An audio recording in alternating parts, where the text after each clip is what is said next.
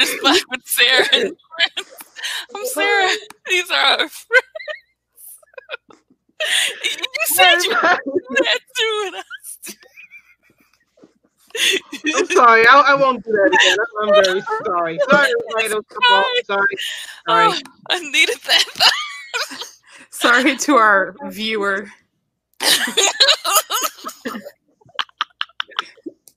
Ew, what? What's happening? What are you doing? Get him to stop scrolling. Like, hey. They were like, pay attention. It's like, what? Okay. So hot without this fan. I don't know if this is gonna work with me doing this live stream and this fan. Can y'all hear that? Oh, y'all heard that. Yep. Dang it. It's so hot in this room. I'm all the way live from the second floor of my house where I'm sweating. Not the second floor. Is rough. Yeah. Woo, trying to keep the window back. Because I know the kids are outside and they're like running around and screaming. So I'm going to try to not pour buckets of sweat. Okay, so yeah, as you can see, this is Sarah and Friends. What we do every Wednesday, we're reading pieces of sketches, plays, excerpts of screenplays, even television show pilots and more. So yes, we are going to start off with our very own Dinah. We're going to say hi. Hi. So she is back.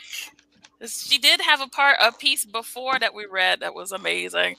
We have something new from her, and it is called A Meeting of Faith, a show of love in one act. So without further ado, let's go. And here we go. A Pumpkin Farm, Halloween night, 1974. It's about 7 p.m. It's dark and quiet and rather chilly. The hoot of an owl is heard. Young Lionel sits on the patch with a sign reading, "Welcome, Halloween Queen." Stake next to him on his right. On the left is a knapsack. Dressed for the fall weather, he wears a jacket, sweater, and jeans. He's sleepy, hungry, and a little bored, but he won't move from his spot. Firm determination is set in his face. He's here to meet the Halloween Queen. Out here alone in the pumpkin farm. It's okay, though, because I know I found the sincerest pumpkin farm. I just know it. I've been watching this one since the summer, and it's just called out to me. Too bad I couldn't get anyone to sit here with me, though. Would have been nice to have someone to chat with while I'm waiting. Good thing I brought this transistor radio. As he's about to turn it on, a group of 3 youngsters about his age with his older sister, Linda, enter. They are dressed as ghosts and witches with masks. Linda's mask is a red devil. So, Lionel, gonna miss another Halloween this year? Of course he is. He's waiting for that stupid Halloween Queen. You know the Halloween Queen doesn't exist. What is your problem? You've made us a laughingstock for so long. Approaches him, grabs him by the shirt, and shakes him. This is the last year you're going to do this. You understand? After this, you tell her goodbye and act like a normal kid on Halloween. Got it? I'm sick of getting weird looks at school every time October starts. You're a little violent tonight, aren't you? Is it a full moon? I'll full moon you. Remember, this is the last time. I won't repeat myself. You just did. Linda lunges for her brother, but is held back by his best friend, Caleb. Oh, shoot. Oh, look. Let's get some trick-or-treating done, okay? I don't think pounding your brother into the ground is going to help anyone. It's Halloween. What's a little blood, right? I don't know how you could stay friends with him, Caleb, let alone best friends. shoot. Somebody is chatting and messaging me on where to go. Sorry. Are you sure you won't come with us? You've been missing Halloween every year and all the good candy. There's a party at Viola's afterward, too. Come on, Lionel. I'm sure the Halloween queen knows how sincere you are. You've been waiting here year after year. Aren't you bored? No. I know this pumpkin farm is the sincerest one there is. You wait every year for the man in the red suit who slips down the chimney every year to go, ho, ho, ho, and eat cookies. You can believe in someone of his size can fit into chimneys. Why can't I believe in the Halloween Queen? I've been checking on this farm since summer, and I never ignore my gut when it tells me something. When I saw Santa last year, he used the front door. Said his back hurt too much to use the chimney. That's funny. My dad always complains about his back, too. I know what my gut is telling me, and it's telling me it wants candy. Celine, don't you want to sit with me again? If you do, you'll get more candy than you ever could dream of. And other gifts, too. You were with me last year. I'm telling you, she's coming this year. We could even hold hands. Hesitating, he can't believe he's even saying it.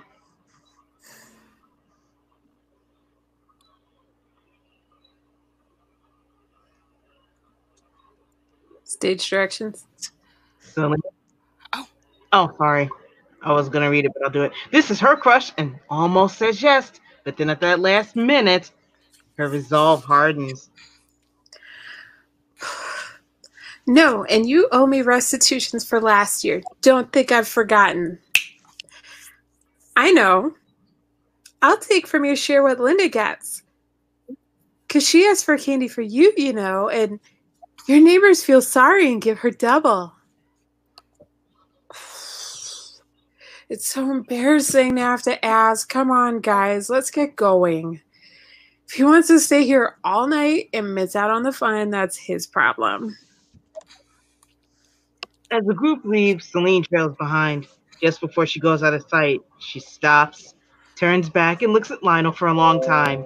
He smiles at her. She smiles back and is about to take a step backwards to his location when...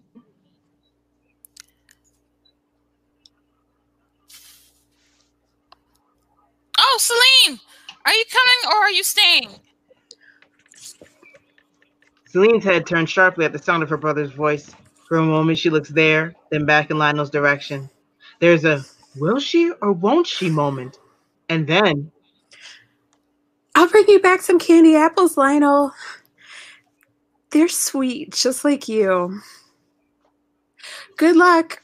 Wait for me, big brother. Once Lionel's alone, he sits in the silence for a while. After some time passes, Lionel opens a knapsack, pulls out a bag of chips and munches along with a bottle of iced tea he drinks from. Turns on that radio. It's heard playing a snippet of 70s hits. Turns it down enough to where the music is still playing, but he can still hear other noises.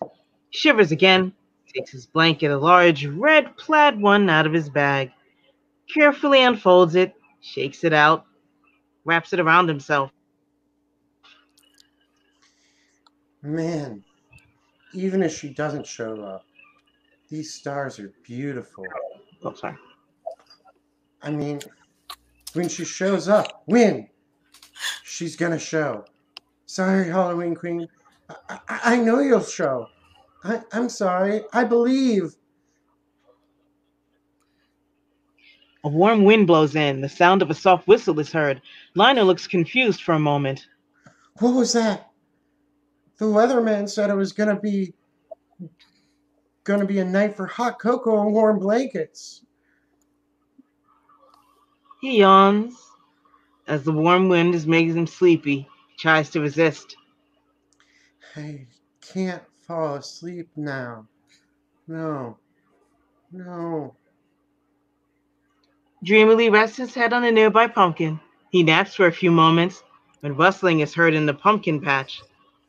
Lionel sits up sharply.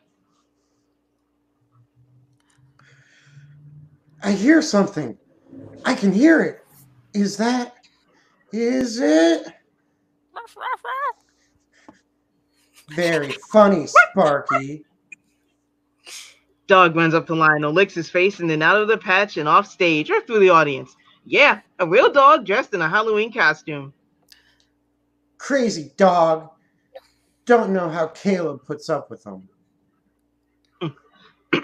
A little while later, rustling is once again heard. I swear, Sparky, if that's you, I'm going to tell Caleb not to let you play at the dog park for a week.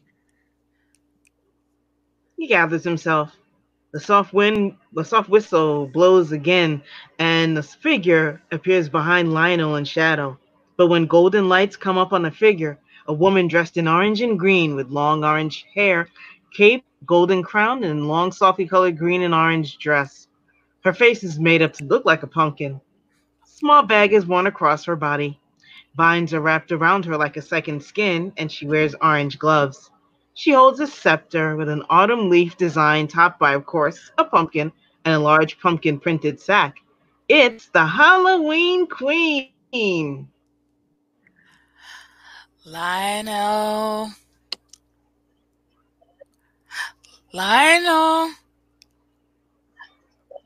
Hi. I've been wanting to meet you for a long time. But Lionel, wake up! Good thing I brought some pumpkin smelling salts. You okay? Uh-huh. I love the smell of pumpkin pie. What happened? Did I faint or something? Yes, you did. You're okay now, though. And like I said, I've been wanting to meet you for a very long time, but was never able to get there because I've been trying to convince the other holidays that I can exist just like they do. They keep telling me that I was only made out of a child's imagination and that I would never catch on. Lionel, the strength of your faith helped me to be able to unlock the gate to bring me here. Thanks for the sign and never giving up, no matter what anyone told you. I'm finally meeting the Halloween Queen? I knew this was the sincerest pumpkin farm around. I told them it was. I know you've believed since you were 3 years old. You weren't sure how to express yourself about me then, but I could read your thoughts. Do you still have the first drawing of me you made? You know, the one you have in the red folder in your desk at home. Lionel stares at her, dumbfounded. So good. Well, I have every single letter you've written.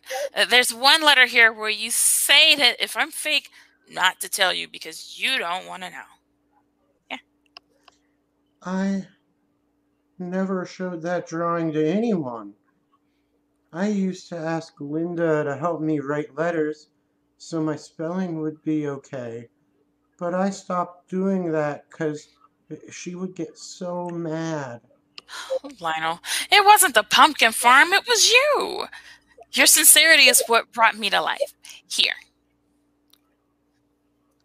Kitty and toys.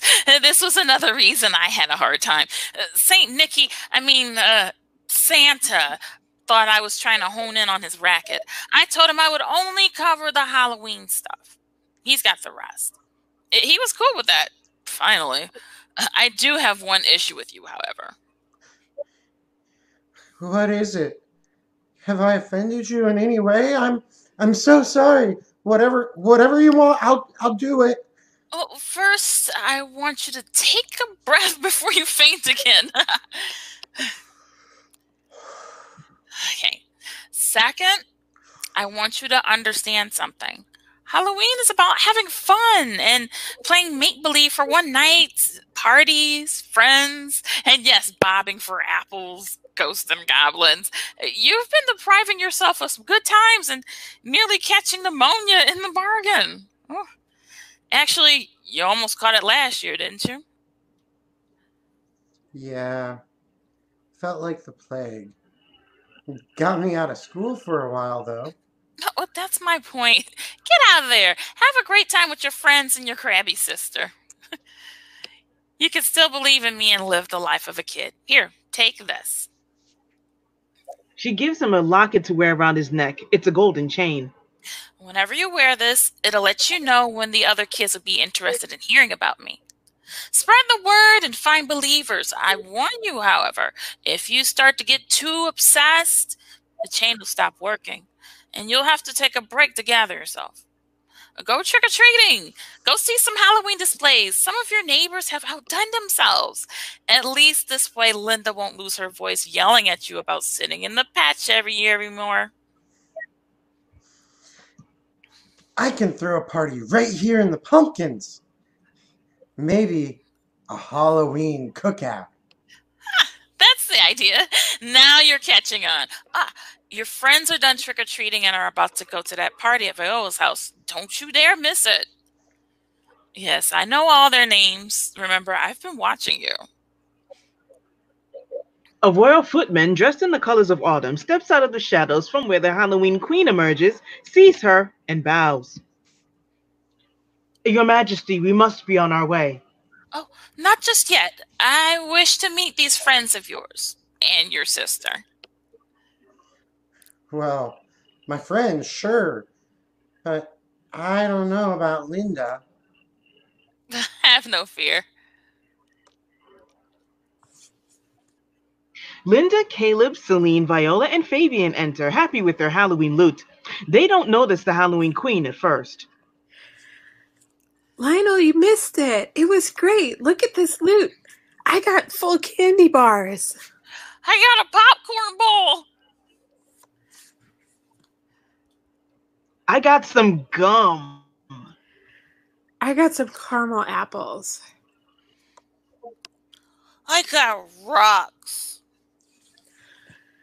And just like I promised, Lionel, here's some candy apple. Who's that? They all look in Lionel's direction. This, everyone, is the Halloween queen. Everyone just stares in shocked silence for a few moments. Linda, of course, speaks up. I thought I knew everyone in this neighborhood, but I've never seen you before.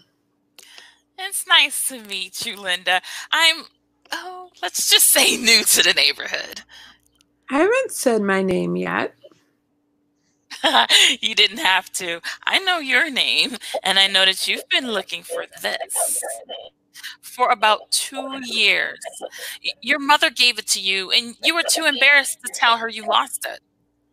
And what was lost is now found. Gives her the bracelet. Linda looks at the bracelet and is completely stunned. I want to say it's a cheap copy, but there's no way you can copy the small chip in the middle. Thank you for finding it. Oh, you're most welcome. Please take it easy on your brother, Linda. Remember, you're the older sister, and he looks to you for wisdom. That's a great role to have. Cherish it. You're there to guide, not threaten.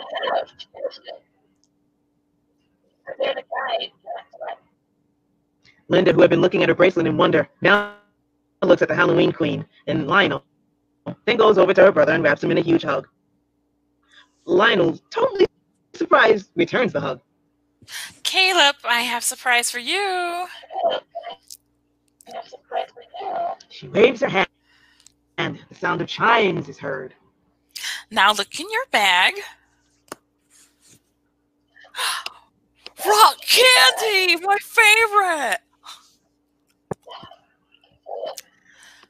Viola, your party will be a smashing success.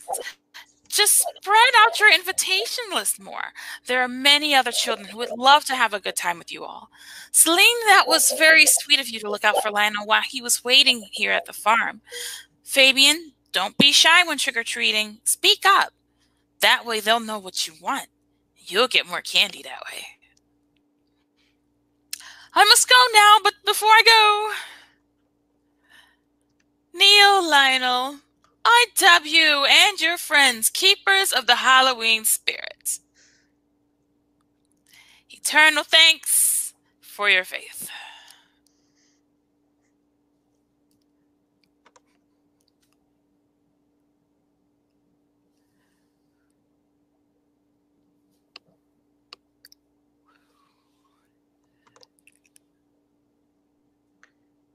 Did we lose Dinah? I see her.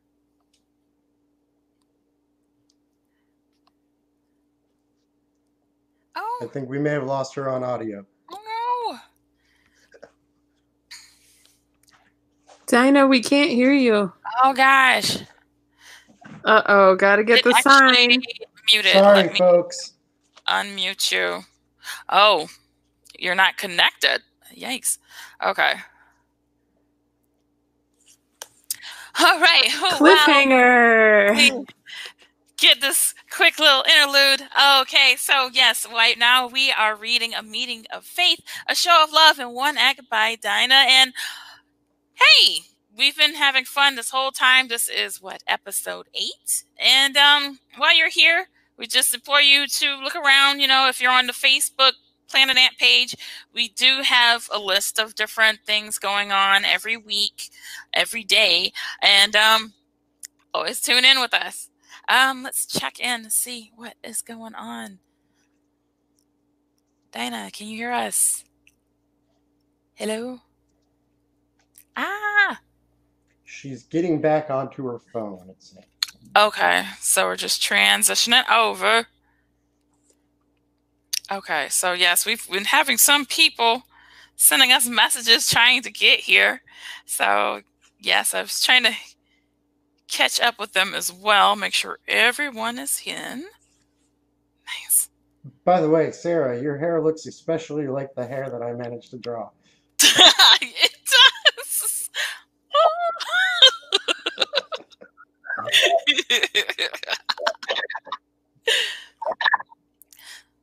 Okay, see the microphone's on.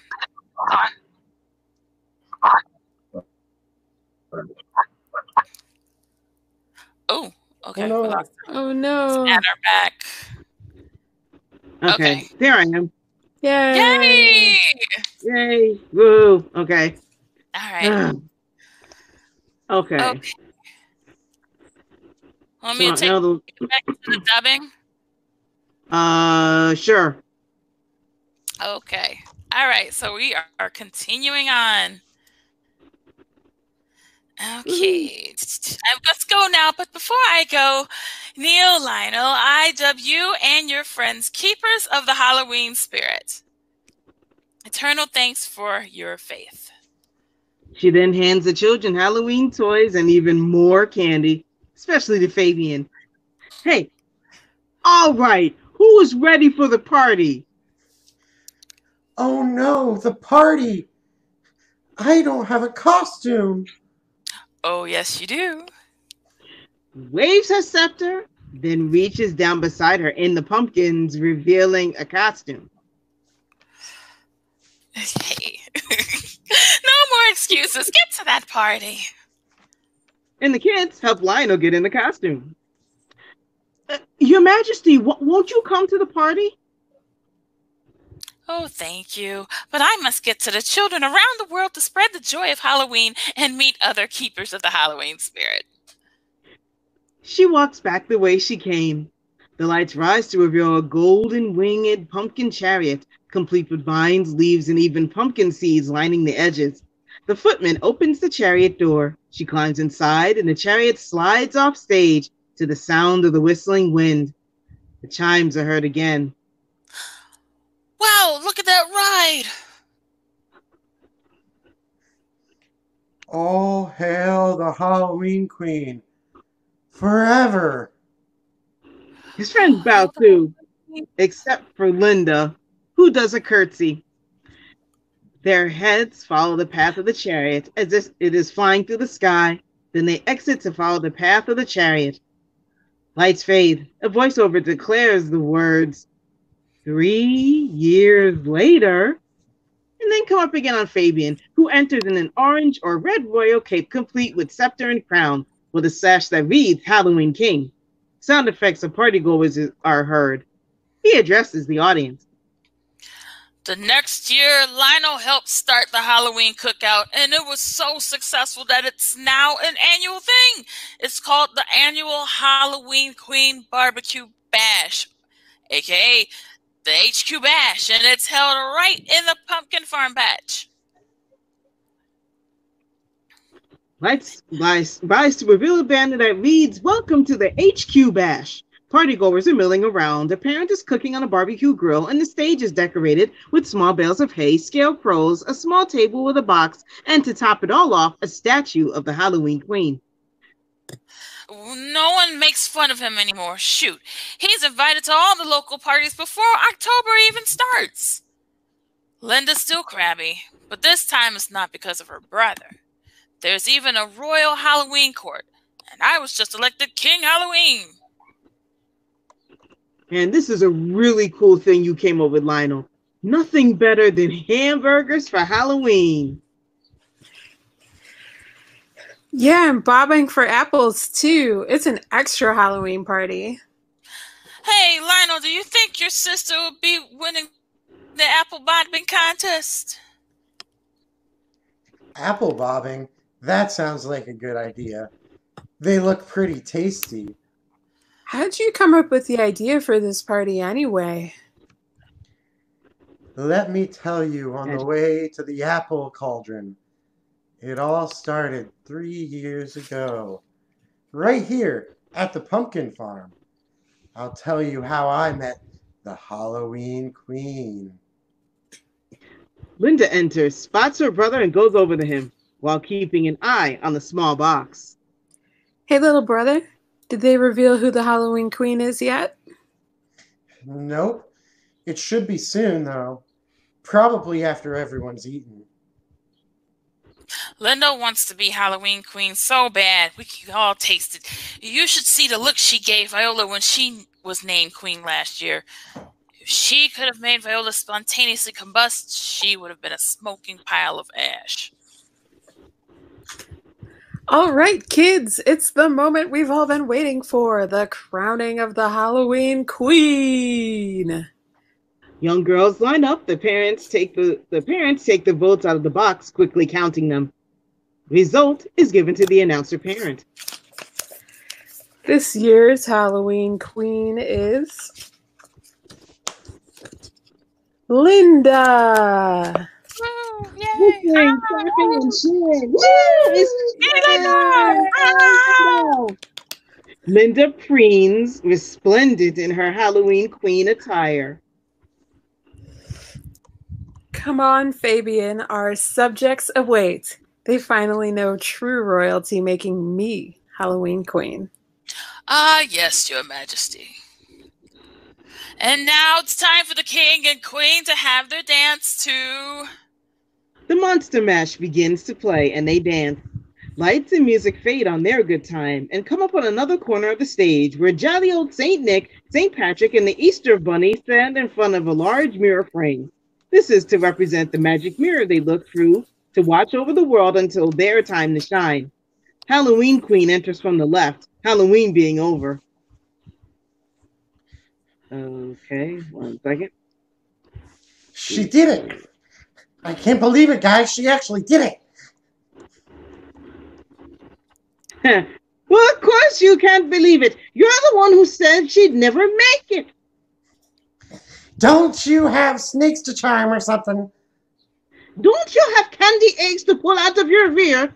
You know, you're lucky Tom Turkey isn't here right now. He'd pluck all your fur off. Thanksgiving boy doesn't scare me. What you looking for, Bunny? You scared he'll gobble you up?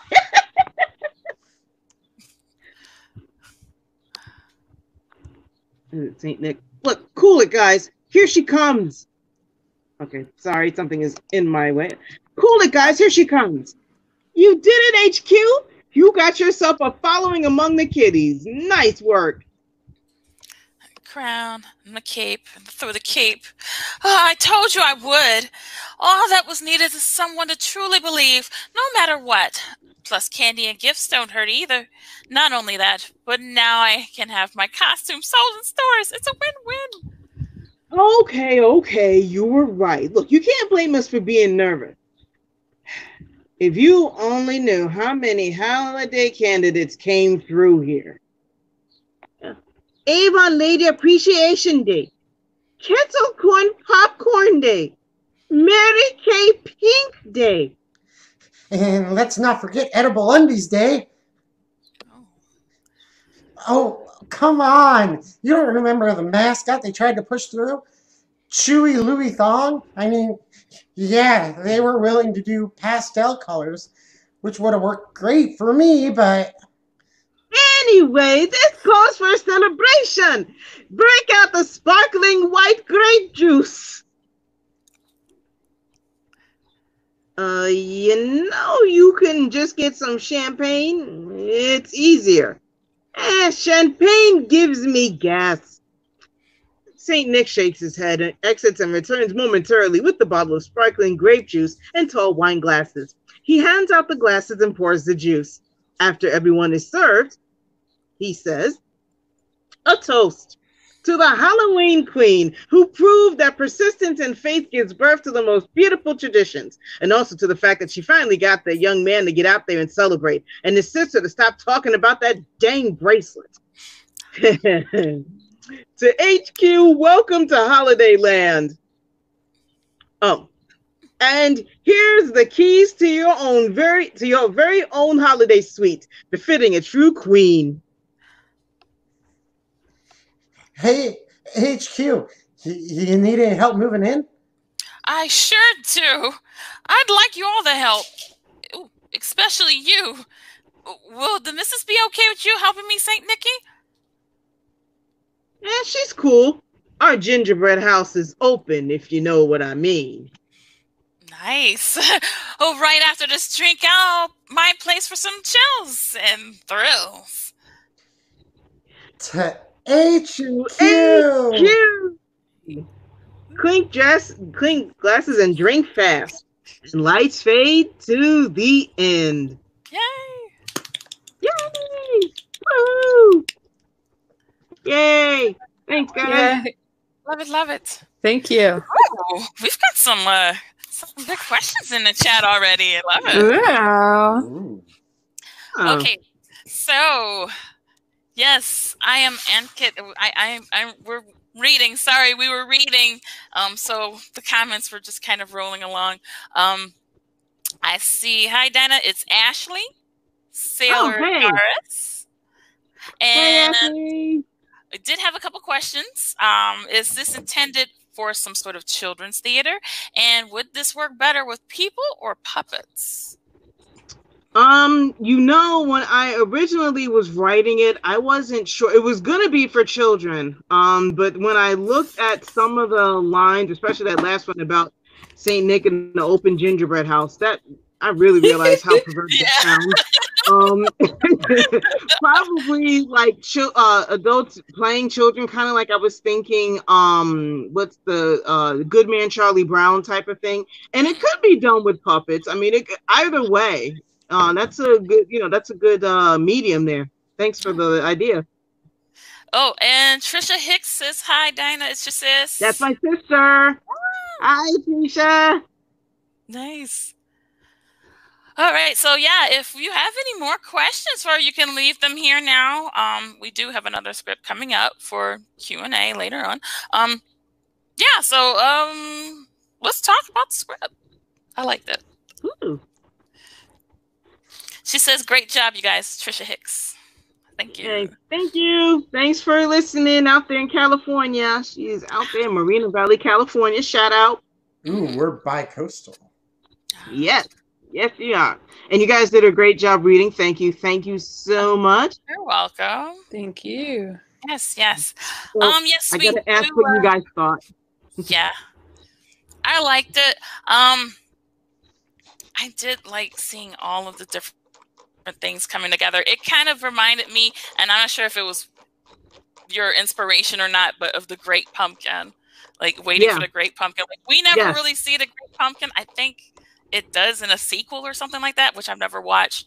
But actually seeing Halloween Queen and seeing a tradition being born, like I like that background aspect to it. Yep, it was definitely because I watched Great Pumpkin last Halloween, and I started thinking about it, and I'm like, what if he actually met his hero? You know, they have that saying, don't meet your heroes, but what if he met his hero? And for, copyright's sake, I didn't want people to be like, what is wrong with you?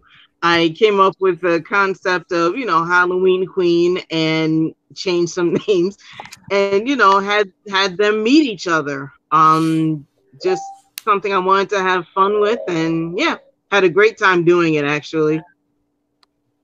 I did not think of it before, but I just realized reading the script, all the holiday mascots are men.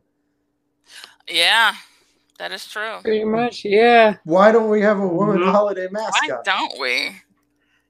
More than one. We should. It's going to take a while to get to parody, so I know we need your ideas. Well, I could always write a play that highlights Mrs. Claus because, there was a thing. I was watching Family Feud, and one of the questions was, what does Mrs. Claus do that she never gets any credit for? And some of the answers are like, she tends to the reindeer. She does the payroll for the elves. She cooks for for Santa Claus. I mean, all this stuff. And, one of my favorite Christmas things is Grandma got run over by a reindeer. If you've ever seen the cartoon version, it's really funny. And they have Mrs. Claus there, and she's there helping out her husband and all that. So hey, you never know. She does all the support work that makes all his work possible. Yes, sir. She gets all the credit. Hashtag women's work. All credit. Always.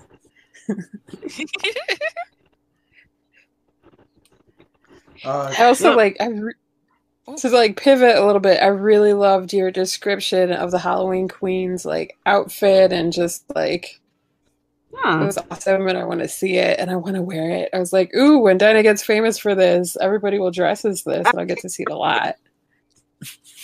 Well, it was funny because I was trying to think of a really good costume, and I figured, well, she would have vines wrapped around her because, in the pumpkin patch, there's vines, there's pumpkins, and it's going to be orange and green and gold, all the autumn colors that I love looking at. When the trees, if you've ever seen a field of Halloween, well, not Halloween trees, but, autumn trees, when they're in their full glory, love it. So. That was very descriptive. Also, your characters are very descriptive. I like that a lot, too. All your characters, you could tell, who they were as people, and that was fun. Oh, cool. Thanks. Oh, let me just ask for forgiveness for my, my St. Patrick's attempt accent. Please don't throw anything at me. I was trying. It really was. People are like, what is that? Ew. When I saw that in the script, I was glad you didn't decide to have me read that role. Same. I almost did.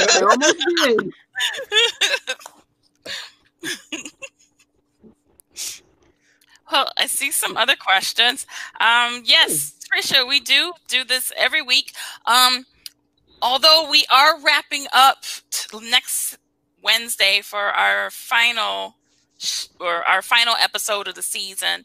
We're going to be returning and finishing up a piece called Old Bro by Tony Augusti and Michael Rizzo. I don't know if they're watching here. It's like, hey, I'm just going to name drop the show. So y'all want to go and find out what the rest Bro happens? Part 2. Old Bro. Wow.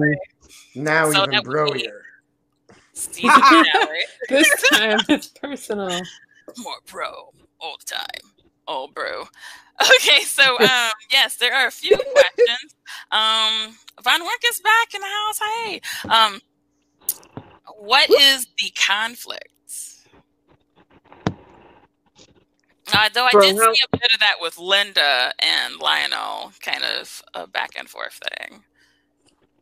Well, in this one, yeah, like you said, there was a little bit of like brotherly and sisterly conflict. The conflict, which I probably should bring out more, was the fact that the Halloween Queen had to fight really to get her, to get herself noticed. I mean, there was the whole thing that the conflict used to be about Lionel waiting for to meet the Halloween Queen, and she was never there. Now everybody thought he was, I guess, in essence crazy.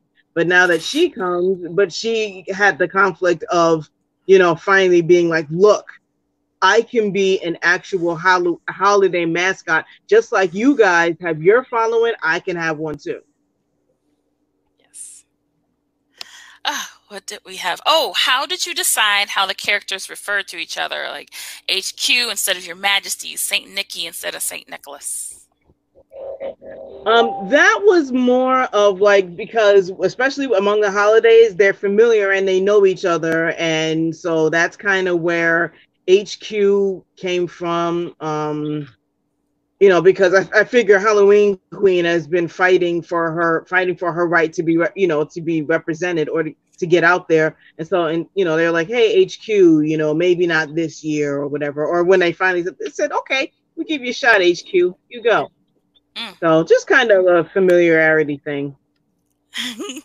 Oh, there's another one. Have you considered having full-blown dance sequences, or would that be too much like the Nutcracker? I do like a good Halloween dance. Sequences. You know what? That is not something I had considered. Well, the Monster Mash, well, first of all, copyright. I would have to make sure I could even use that song, but that song is, how old is that song? Isn't that... Actually, I think that song's over 50 years old. But anyway, yeah, especially the Monster Mash, or, some sort of, Halloween themed dance thing. Yeah, that could be worked in, somehow. It could be an opening dance number to before the show even starts, or even at the end, somehow the cast members all get together and do some sort of thing, or the holiday people, like, Saint Nick, or Saint Nick, Saint Patrick, and whatever, and Halloween Queen come out. Yeah. And so they said, so the Halloween Queen is trying to break into the male patriarchy. Yes, definitely yes. And also 54 years for Monster Mash. So, there you go. Thanks for that. So that means we can sing it on stream, potentially? Probably. We'll wait for legal to give us the go-ahead first. Yeah. Wait for my legal text. The extensive writer's block legal team. We have hundreds of lawyers back there. And thousands of interns. All right, let's see. What do we have? We've got a lot of compliments. Good stuff. Huh. That was honestly one of the most fun scripts I have read. So thank you, Dinah. Oh, you're welcome. Thank you guys so much for reading it and bringing it to life. I'm gonna start crying in a minute. So it's always nice to have your pieces with us. Like, I like the other one too, which we do still need to see a sequel of. Will we see that in season 2? Possibly. Maybe something with Mrs. Claus, because she's got to have her shout outs too. Yeah. Great. So, any more questions? I see we have a lot from YouTube. This is where I'm pulling a lot of the questions from.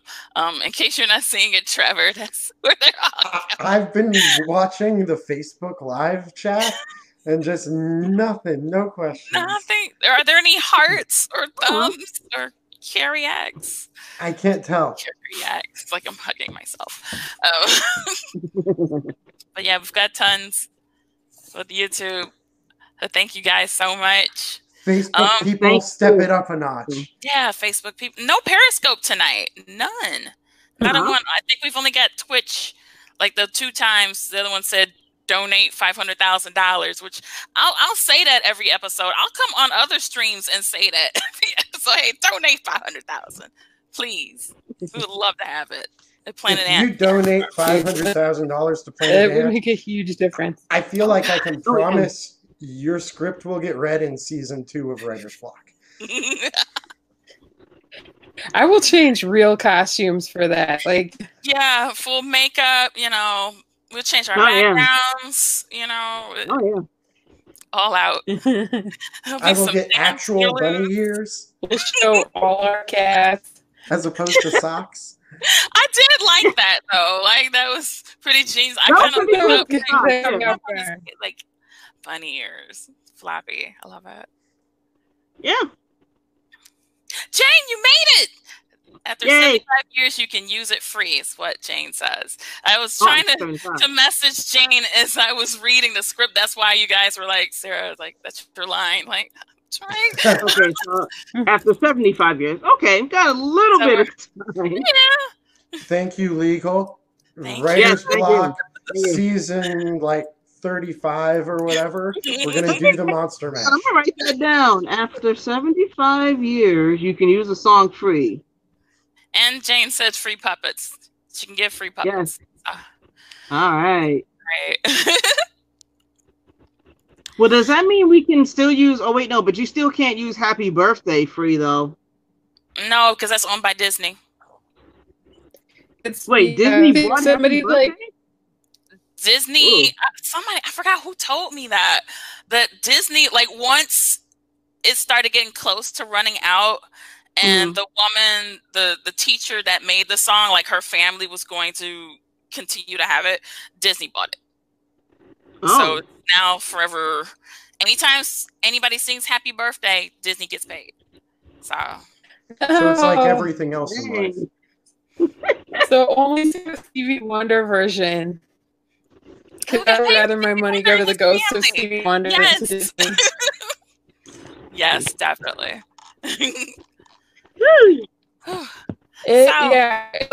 There's a certain amount of time that passes, but yeah, also if somebody re-ups the copyright, then your host. Yeah. Claire, you appear to be frozen. Yeah, it's kind of going in and out. Oh. Don't make me get the sign. Is this any better? You're making sad faces. There you are. Okay, I'll pop it out and see if we can pop back in. Okay. Oop, wait. There we go. Get it back. Let's see. Did that do anything? Is that better? Made a black screen. I hear you, but I don't see you. No. Okay. Uh-oh. Uh-oh. I got this on. Let me see. All right. Let's try it again. Pop it back in. Yeah. You gotta write a play called Technical Difficulties, Trevor. You gotta write it. Yes. You can make it a musical too. Yes. Oh, you guys hear me? If I write a musical called Technical Difficulties, can we read that? Yes. Yes. Oh yes, please. Okay. I am gonna. We lost her. Okay. Well, I guess that kind of wraps things up. Dinah? Free puppy giveaways. Yes, I love it. But thank you so much for everything, the reading. Thank you. Thanks, everybody. All right, let's see. Do we have Claire? Claire, question mark. Could represent my uncertainty about this connection. It's very in and out, and it's like you're talking in the dark. Can't see. There she is. Woo! Stop it, girl. It's like stop motion, Claire. All right, I'm trying to get it all straightened out before we get to the next piece.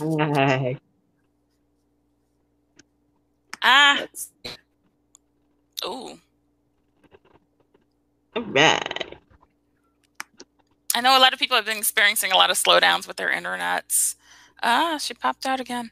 Yeah, so yes, just to answer the questions again, we do this weekly. This is second to the last episode of the season. We'll be taking a little bit of a hiatus, and then we'll be coming back for season 2. Hopefully, I'm not sure what's going to be happening in the upcoming weeks. There's so much going on. But yeah, we are always looking for works. Let me create this banner real quick while we're waiting. The writers We block. plan on doing like a Zoom reunion show at some point too. That's a joke, folks. All right, so yes, the writer's block 2020 at gmail.com. If you ever want to submit your piece to be read for us, I don't have an official date for the opening for season 2 solicitations, but feel free. You can submit your plays, play excerpts. We have 1X full plays. We read full-length scripts here. Sometimes we might have to break it in half. Sketches, screenplays, pilots, anything involving multiple characters. We would love to do it. Even though it's just 4 of us, as you saw tonight, like, we got a lot of different characters, costume changes, things like that. Claire, how you going?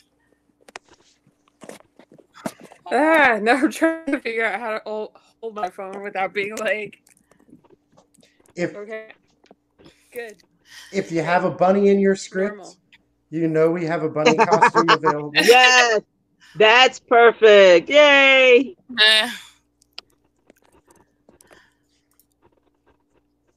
Well, let's see. Let's see, I was prepared for some other stuff. Let's see. That is a meeting of faith. I thought I had 2 screens up, but I do not. Claire, do you think you would be good to go to narrate, or should we switch it over to Trevor? Yes. Good to narrate? Good. Okay, cool, Yes. cool. Just All right, for the love of God, don't switch to Trevor. Okay. Don't what? Oh yeah, because you're not even. I don't think you even. Did you take a quick look at it while I gave it to you like 15 minutes before we went on? No. Me? I take that smile as a no. What? Oh, I was talking to Trevor. I'm looking at Trevor, but I'm looking the other way. It's really, really confusing. I got to be honest. Don't worry about it. Do what you were going to do. I'm going to do what I was going to do. Okay. Well, we'll go ahead and let Trevor go. Sit there and eat some popcorn. Got 3 for the rest of the show that will be reading with us. And right now we are going to pivot over to what, Trevor? What's happening? Did you just turn your camera off? Yeah, I thought you were letting me go. I was turning off the camera. I could let you go. I'll just physically turn off the camera, not distract you guys any further. I could just give you the boot. I do have control of the system. Question: can we sing it at the beginning? Can we sing the song, or will they get us for? Oh God. Yeah, because I did not fact check how long that one was. If anybody's gets the, because I would like to sing it, but I'm not sure, because I'm thinking, because it's not musical, that it's not a recorded track that would be picked up by algorithms to automatically shut it down. Because that's why I was advised no recordings, to be played, or even like people's radios, because it'll pick it up and like shut everything complete. So that's what I'm thinking. I'm thinking we'll be good to go. And if not, sorry, Darren. Sorry, Mike. Like, I don't want to shut down the entire Planet Ant thing. Like, dang, Sarah. Damn it, Sarah. Damn. Okay, so. All right. We'll just change the whole title of the show called Damn It, Sarah. Yeah. Sarah and Fred. I'm picturing like I pass by Planet Ant all the time because I live in Hamtramck, and I'm picturing like just going by like later tonight. There's just like a sad face on the marquee.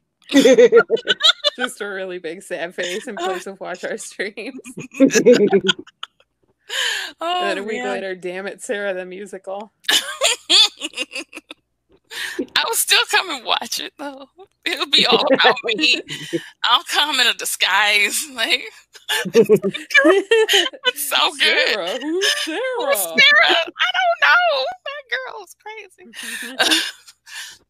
But yes, so moving right along. We do pieces just to give a bit of a prep because we are kind of pivoting to something that's a bit more serious. It's a bit hey!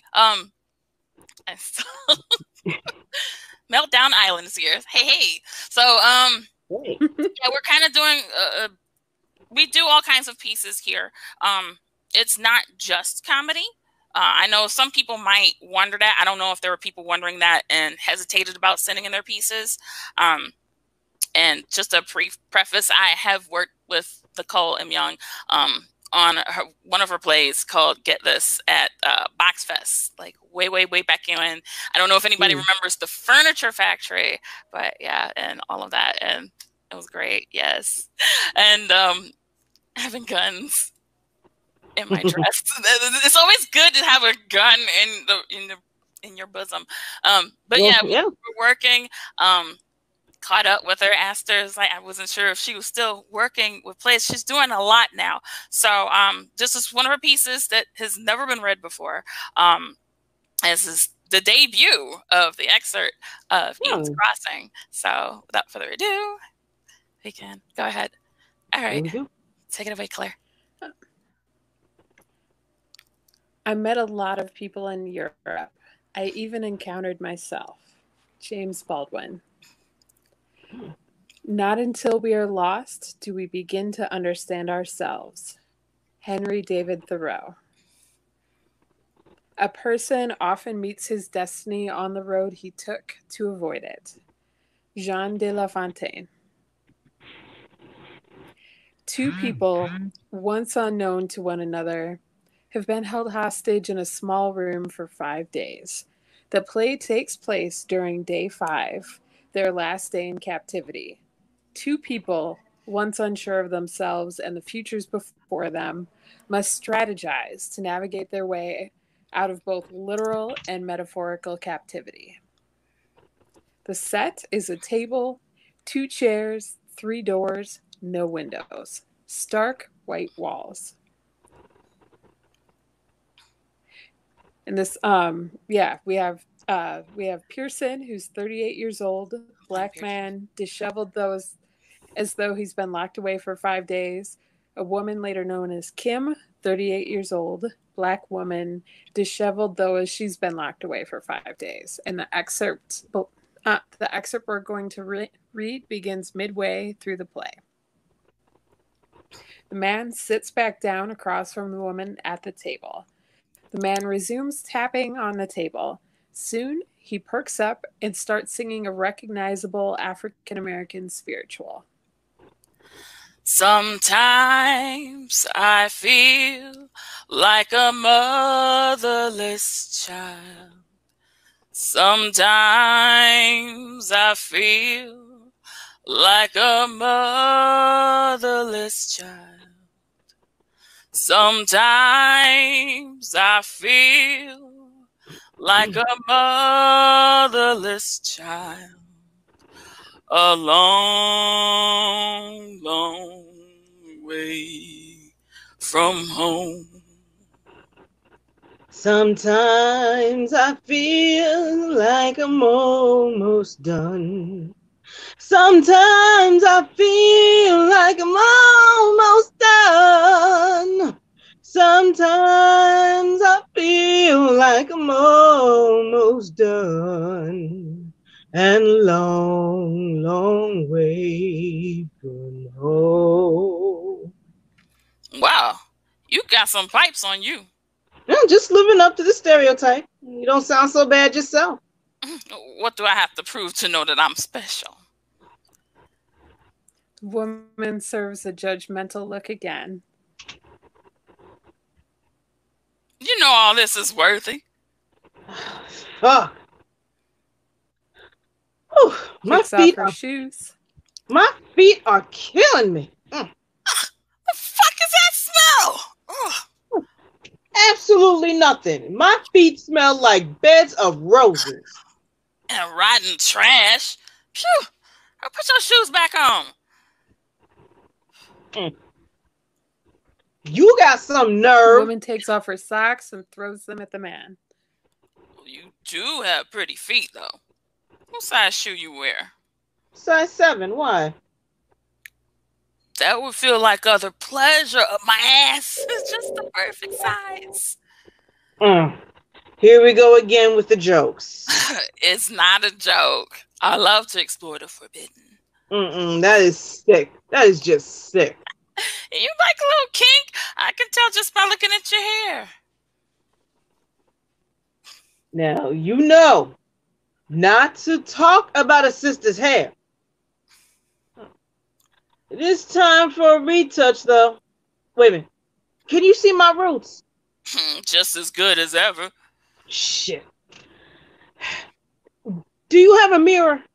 Yeah, give me a minute as I check The my woman suitcase. jumps up, looking for where to... Oh, sorry. Oh, that's okay. Yeah, just give me a minute as I check my suitcase. Girl, you know we ain't got nothing in here. Let me see your feet.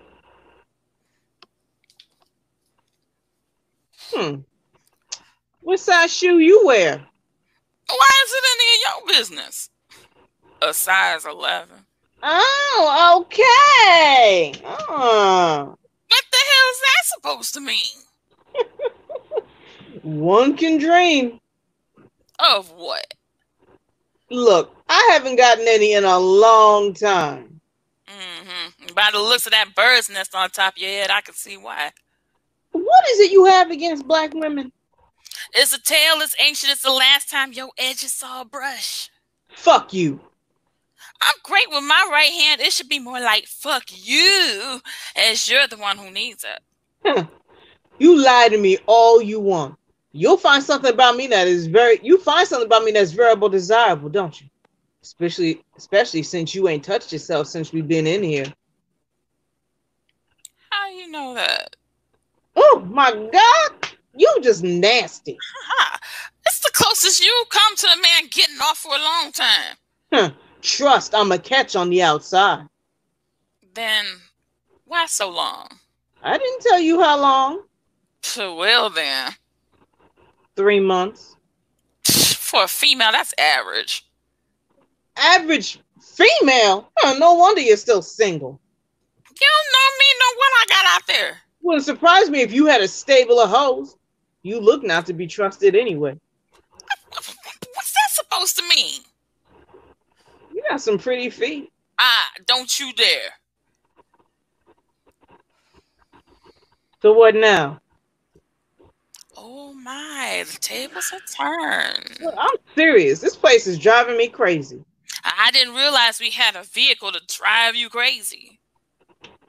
What? A good laugh makes you forget all about the bad in the world. Don't you dare think I'm not enough through motions over here. Wish I could come across as cool, calm, and collected as you. DNA, anatomy, and genetics tend to think otherwise. Silence, and then a loud thump is heard off stage. The man jumps up out of his chair and hides under the table. The man screams. A very unmanly yelp emerges from his body. Shit, what the fuck was that? Oh, my, the tables have turned. You chicken. Lynn looks under the table to check. She looks under the table to check up on the man, then goes to the center door to see what the noise was. Chicken, it was just the doorknob that fell on the floor.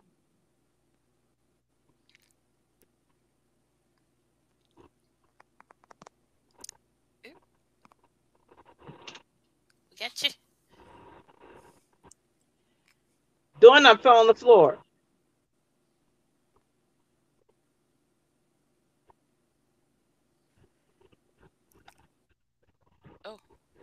I'm sorry, I've lost audio, you guys. Oh, okay. want to take it from Woman Brings in Doorknob? Yeah. I'm going to quickly leave and come back. Oh, okay. All right. Just take a quick, brief hiatus. Let's see. What is going on in the chats? Meltdown Island. It's got some emojis, pineapple trees of fires, explosions, and aliens. I remember Shannon. Yes, she was great. I haven't talked to her in a while.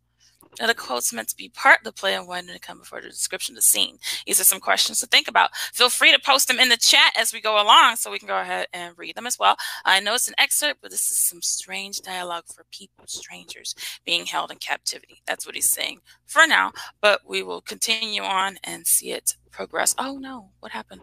Do we have Claire? I might have lost her. Technical difficulties. Oh, well, Trevor's still here with the sign. Oh, is he? Yeah. Figured I'd stay up just in case. All right. Thanks, Trevor. So right now we are in the middle of reading an excerpt from Eden's Crossing by Nicole Young. We're just taking a brief hiatus while we get Claire back to narrate. I'm not sure. Is she posting in our private chat or not? Just to see. Or is it you? Switch to the phone. Okay. That was earlier. All right. So we have all of this going on. Here you are.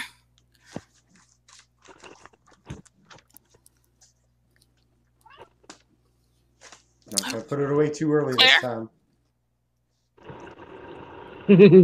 Claire, frozen. Hello. I It's still can't hear you guys. A little bit of a delay. You can't hear us? Uh-oh.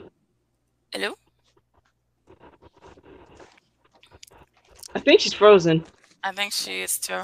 Let's see if we can take it and re-add. It's a bit of a delay. Can you guys hear me? I can hear you. Yep. Just can't see you.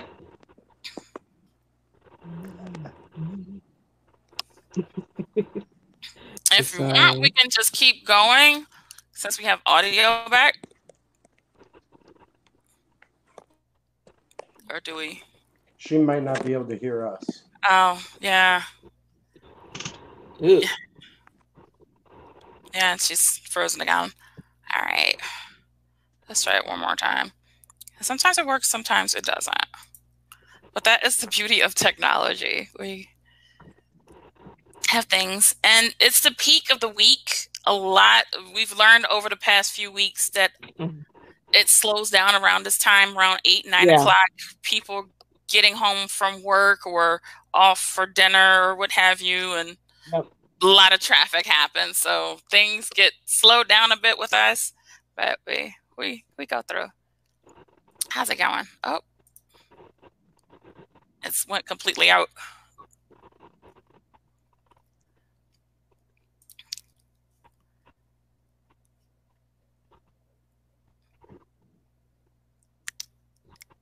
Claire, can you hear us?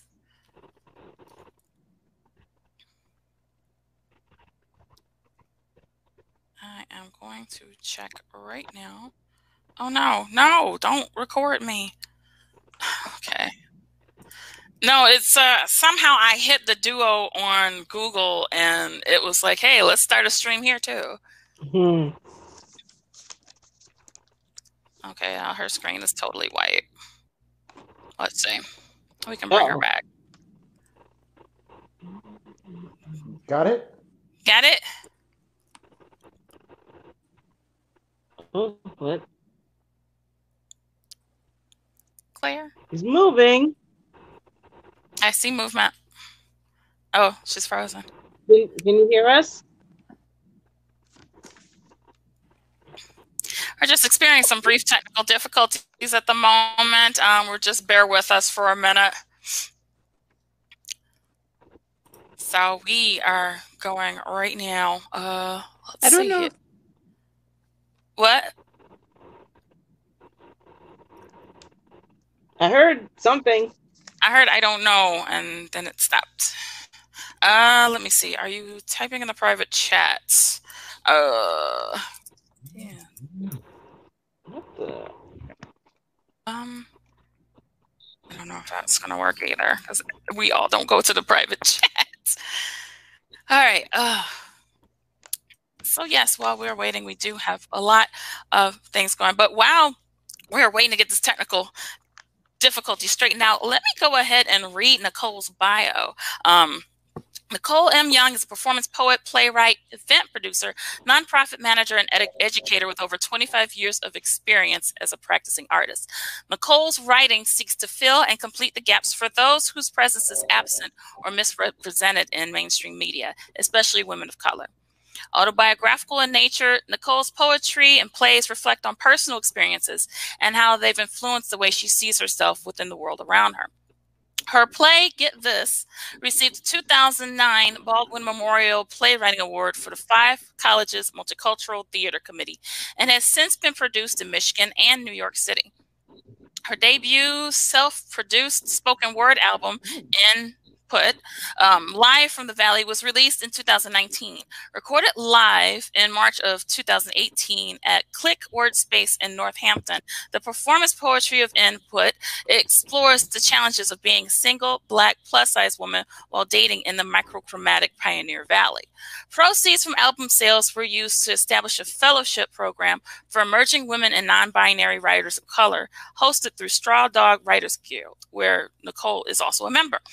Nicole earned a Bachelor of Theater Arts from the University of Michigan, Ann Arbor, a Master of Fine Arts in Theater Management from Wayne State University, and a Master of Arts in English from the University of Massachusetts, Amherst. Originally from Detroit, Nicole has lived in Western Massachusetts, Northern Connecticut for over 12 years. So that is a bit about our author right now, Nicole Young.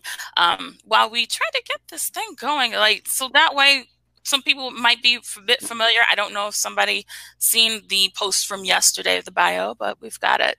Claire, how are you doing over there? Claire?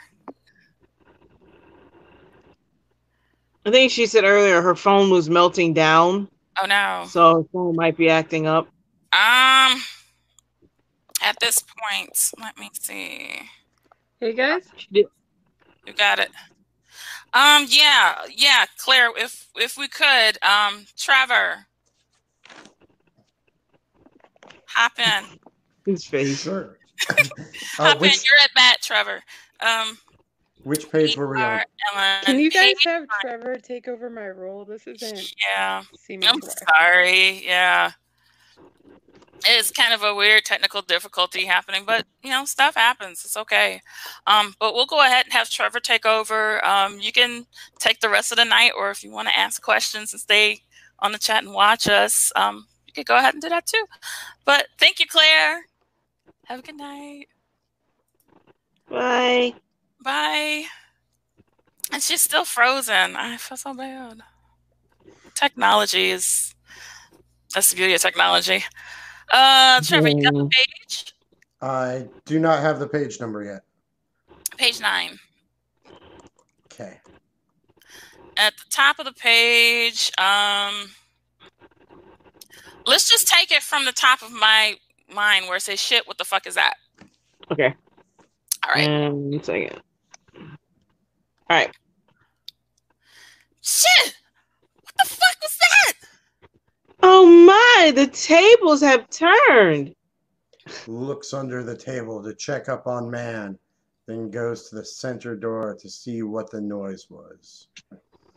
Oh, you chicken. It was just the doorknob that fell on the floor. Woman brings in doorknob and places it on the table. Oh, the building's collapsing around us. Oh my God, what are we gonna do? Woman sits in silence as man continues to tremble underneath the table. Gives him a moment to compose himself. I have an idea. What's that, oh wise one?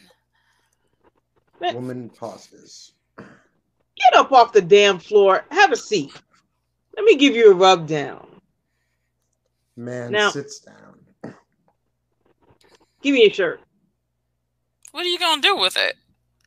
You deserve a deeper tissue massage. Just trust me with this decision and give me your shirt. Man takes off shirt, tosses it onto the table. Woman continues with the massage. Woman then begins choking man with his own shirt. I can feed off your flesh for days. Man struggles to pull himself away, frees himself. Well, look at here. We got a Nat Turner on our hands. Have you lost your damn mind? Kill me, end up with jail time. Now give me my damn shirt back. Feeling vulnerable. Woman throws shirt back to man. Here, I bet you want me to put it on for you too. Ooh, baby, stop being so good to me. What? Now, look, where were we? Long pause. Both stare at each other for a few seconds. As they stand up, the intense gaze keeps going. Both actors silently count to 3, then push their chairs away, run towards the center door, run into the hallway, trying to break down a locked door. All we hear are screams of help and frustration. After a while, they come back to the table. Tired, of course. And here we are again. I want to go home. Yep. Miss what was on the other side. I want to go home. Man walks over to comfort her. He cops a feel, and he's holding her. He feels something bumpy in her side pocket. What's this? He reaches into her back pocket and pulls out a cell phone. Why didn't you tell me you had means to communicate with the outside world? You realize I have NAM charger or access to an outlet? The fucking battery's dead. I haven't seen you use the phone since the entire time we've been in here. How did the battery die? You can kiss my ass. You can kiss my ass. Pearson. Your mama named you Pearson? It's a family name. It's English for rock. You mean as in Rockhead? No. Pearson means rock. Stable. Secure. It should mean Rockhead. You got a crest to go with that name too? Acting like your ancestors steered the ship and shit. Look, I don't know no black man named Pearson. Is your mama African American? Yup. Black and proud. Why should that matter? How many men are named Pearson in your family? My dad's middle name is Pearson, and my great-grandfather's first name is Pearson. You sure you're black? Take a good hard look at all this sexual chocolate. More like sugar-free hazelnut latte. You got some white in your family. If history serves us white, we all got some white in our family. There is no way that Pearson could have snuck up in your family tree unless Massa had his way with your great-great-great-great-great-grandma. Why are you assuming that my people been over here that long? With that complexion and that hair, may I propose that your people have been on this land for several generations? Let's put it this way. I'm a true American. You're going to try and guess my name? Sure, why not? What do you think my government name is? Bessie. Oh, God, no. Well, how old do I look to you? Kissy? And you're my Toby. God damn it, no. Reaches her hand out, offering an introductory handshake. My name is Ken. Wow, damn, girl, you sure enough black. Pearson and Kim shake hands. An intense stare ensues. This is better than a one-night stand. We at least took time to get to know each other before sliding to home base. I'm going to pretend you didn't say that. Where's that gun when you need it? What do you plan on doing with it? I don't know. Maybe take you out of your misery? You can't be serious. I've never felt more homicidal and suicidal right now. Put the gun down. I was kidding when I was heckling you. You open the door and now the door is forcing it shut. Shut up and sit down. Man takes off his shirt and ties her to the chair. He then holds the gun to her head. You attempt to move, and I swear your brains will become a tablecloth. I'll be back.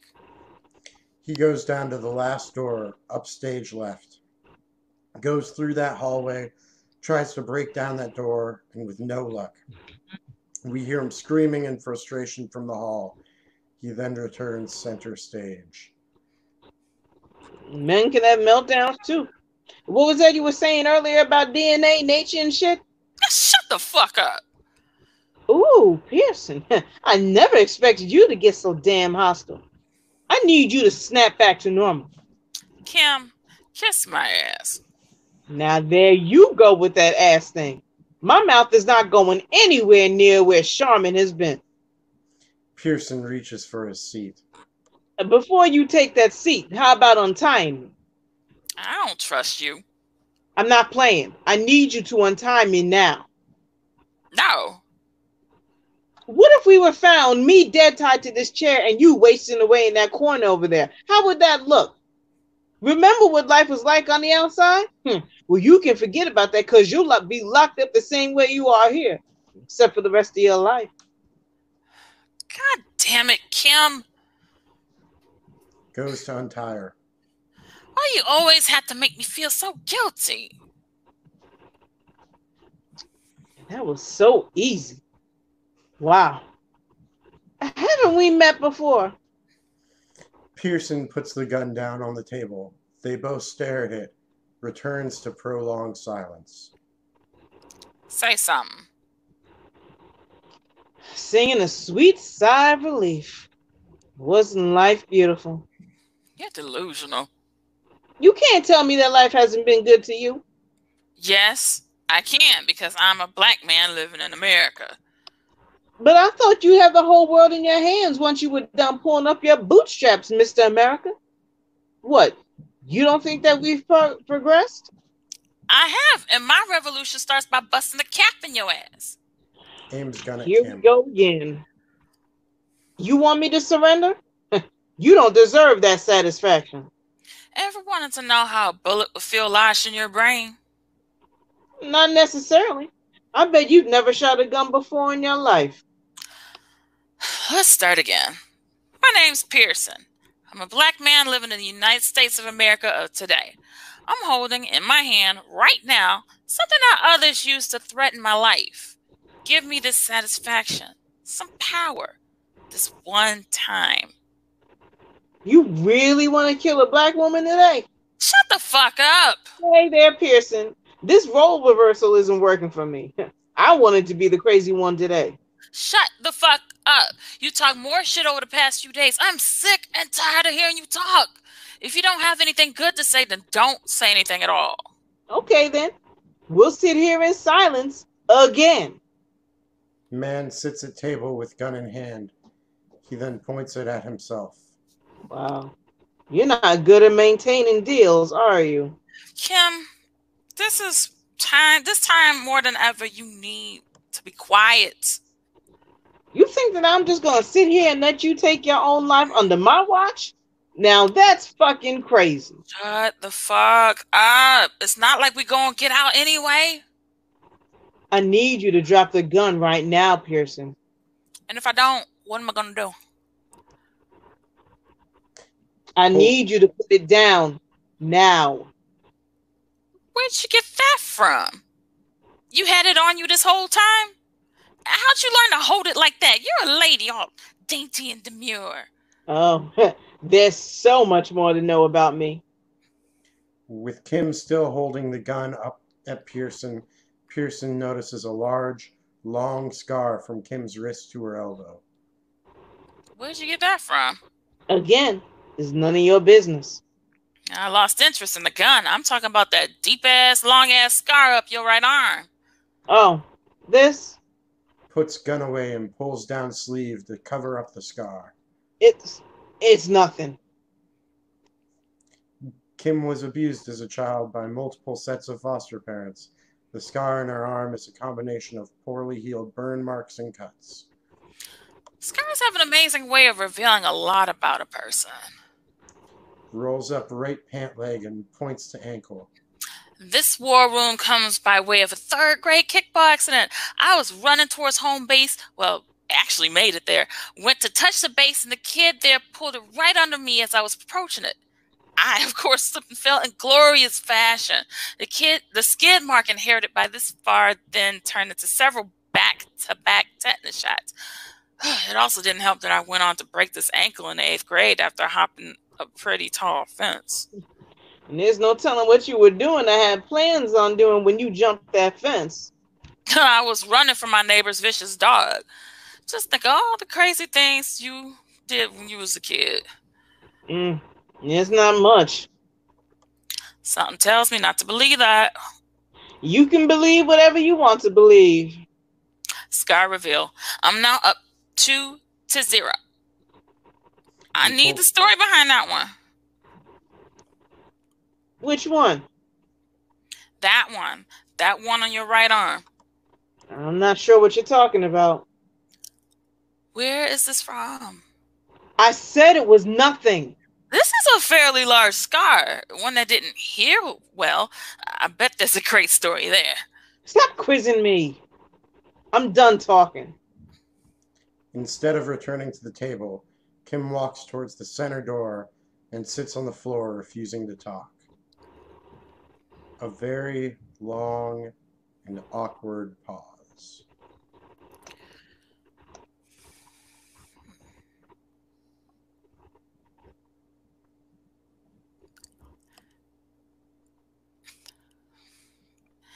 It's weird seeing you this quiet and stunned for what I had to say. Scene. Ooh. And scene. All right. Yeah. Okay. All right. I've got lots of comments going. We've got 12 viewers.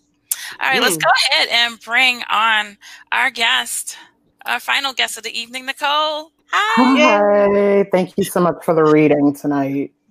Thanks for coming. Sorry about the delay. I should have told you 9:30, but I was thinking it's fine. I got a chance to hear it. Yeah. Yeah. Good. Yes. All right.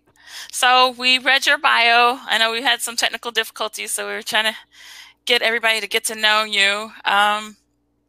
Did you want to elaborate more on the piece as well? Sure. So Eden's Crossing, what ends up happening, since there was like a brief synopsis read at the beginning, and this play is my first full length, what ends up happening is it's discovered that Pearson and Kim actually knew each other. They grew up together.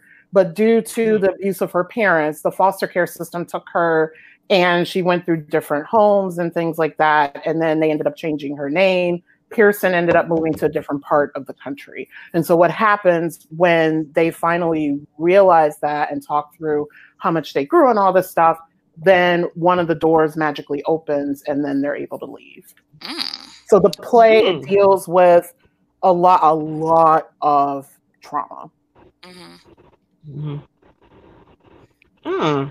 Yeah. Nice. Liking it. Yeah, me too. Thank you. And we were kind of concerned about singing beforehand. Right. It's like, want to sing it? It was like, well, it's like, get the feel for it. But it looks like we're still on the air. People are still asking questions, so they can still see us. So we're good and in the clear.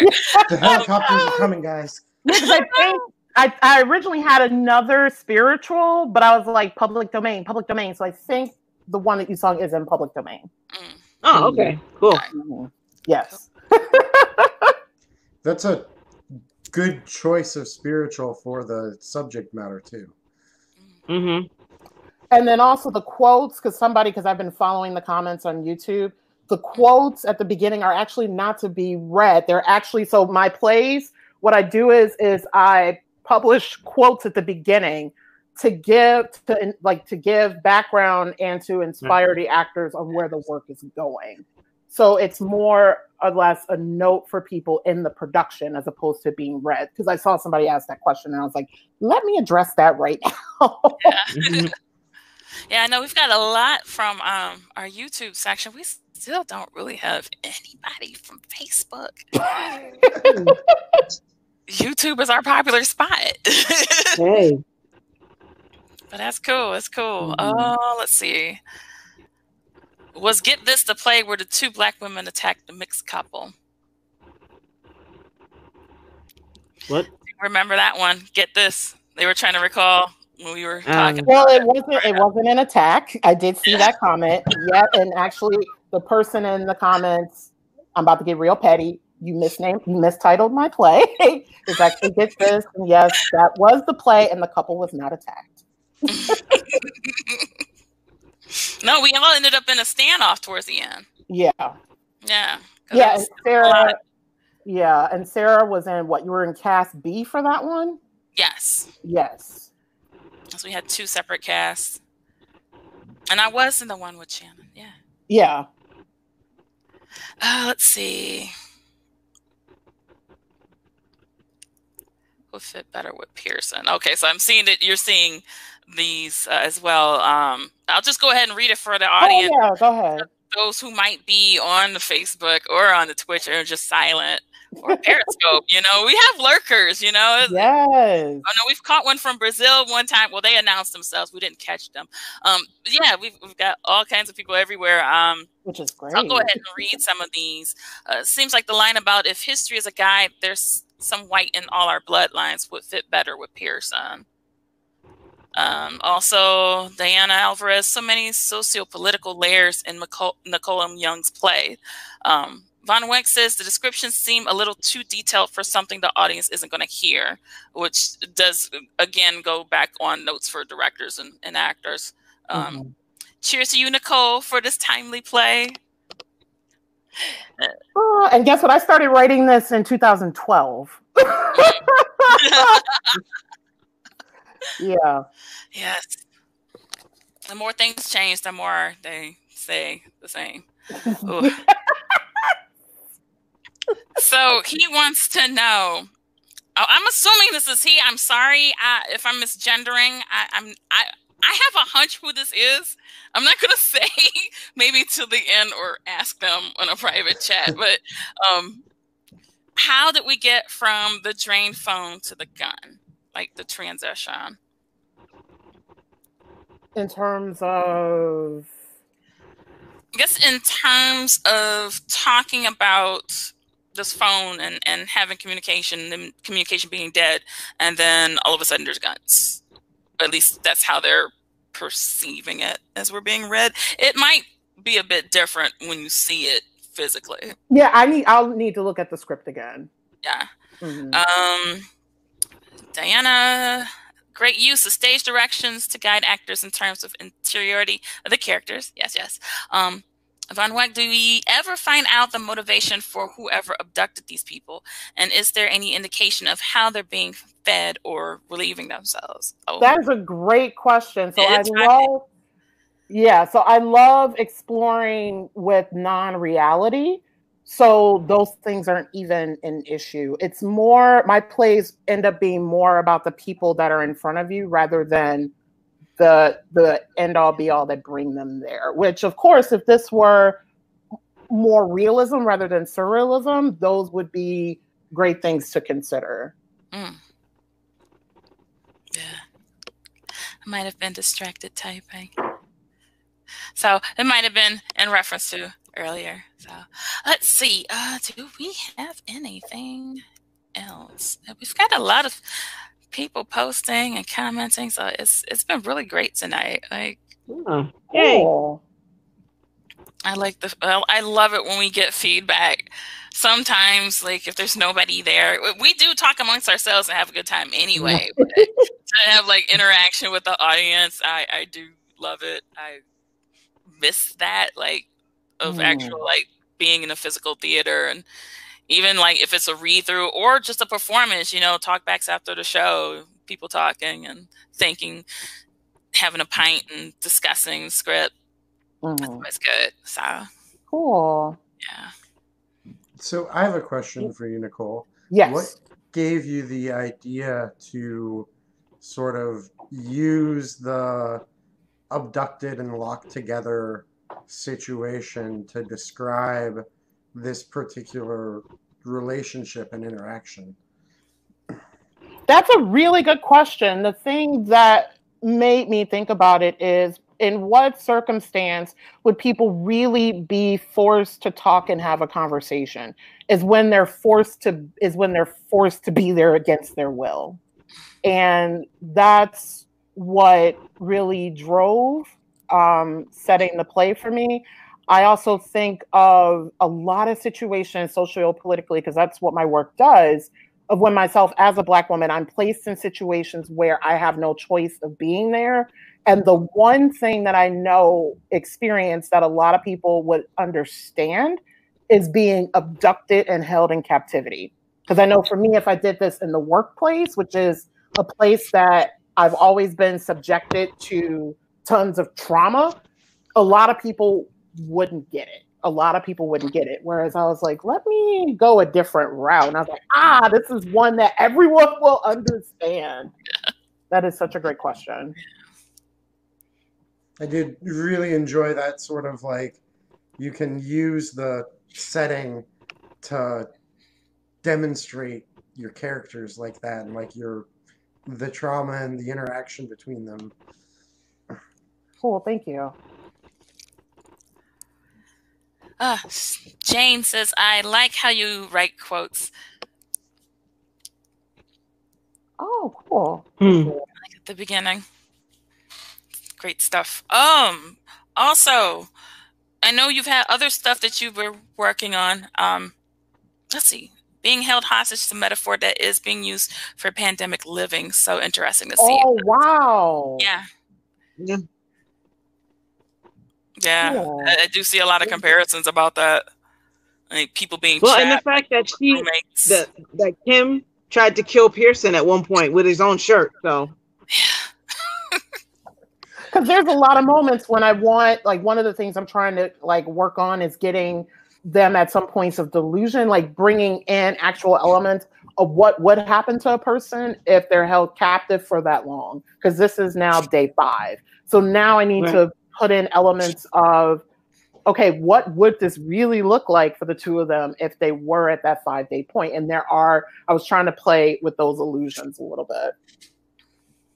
I was curious if you were using that as almost a comedic beat at some point, but yes. And if you have feedback on how to strengthen that, that would be awesome. And I'm glad you caught that. Yeah, because I would love feedback on that. It's a lot of the like physical interaction between the actor that you can't really do on Zoom or whatever this platform is.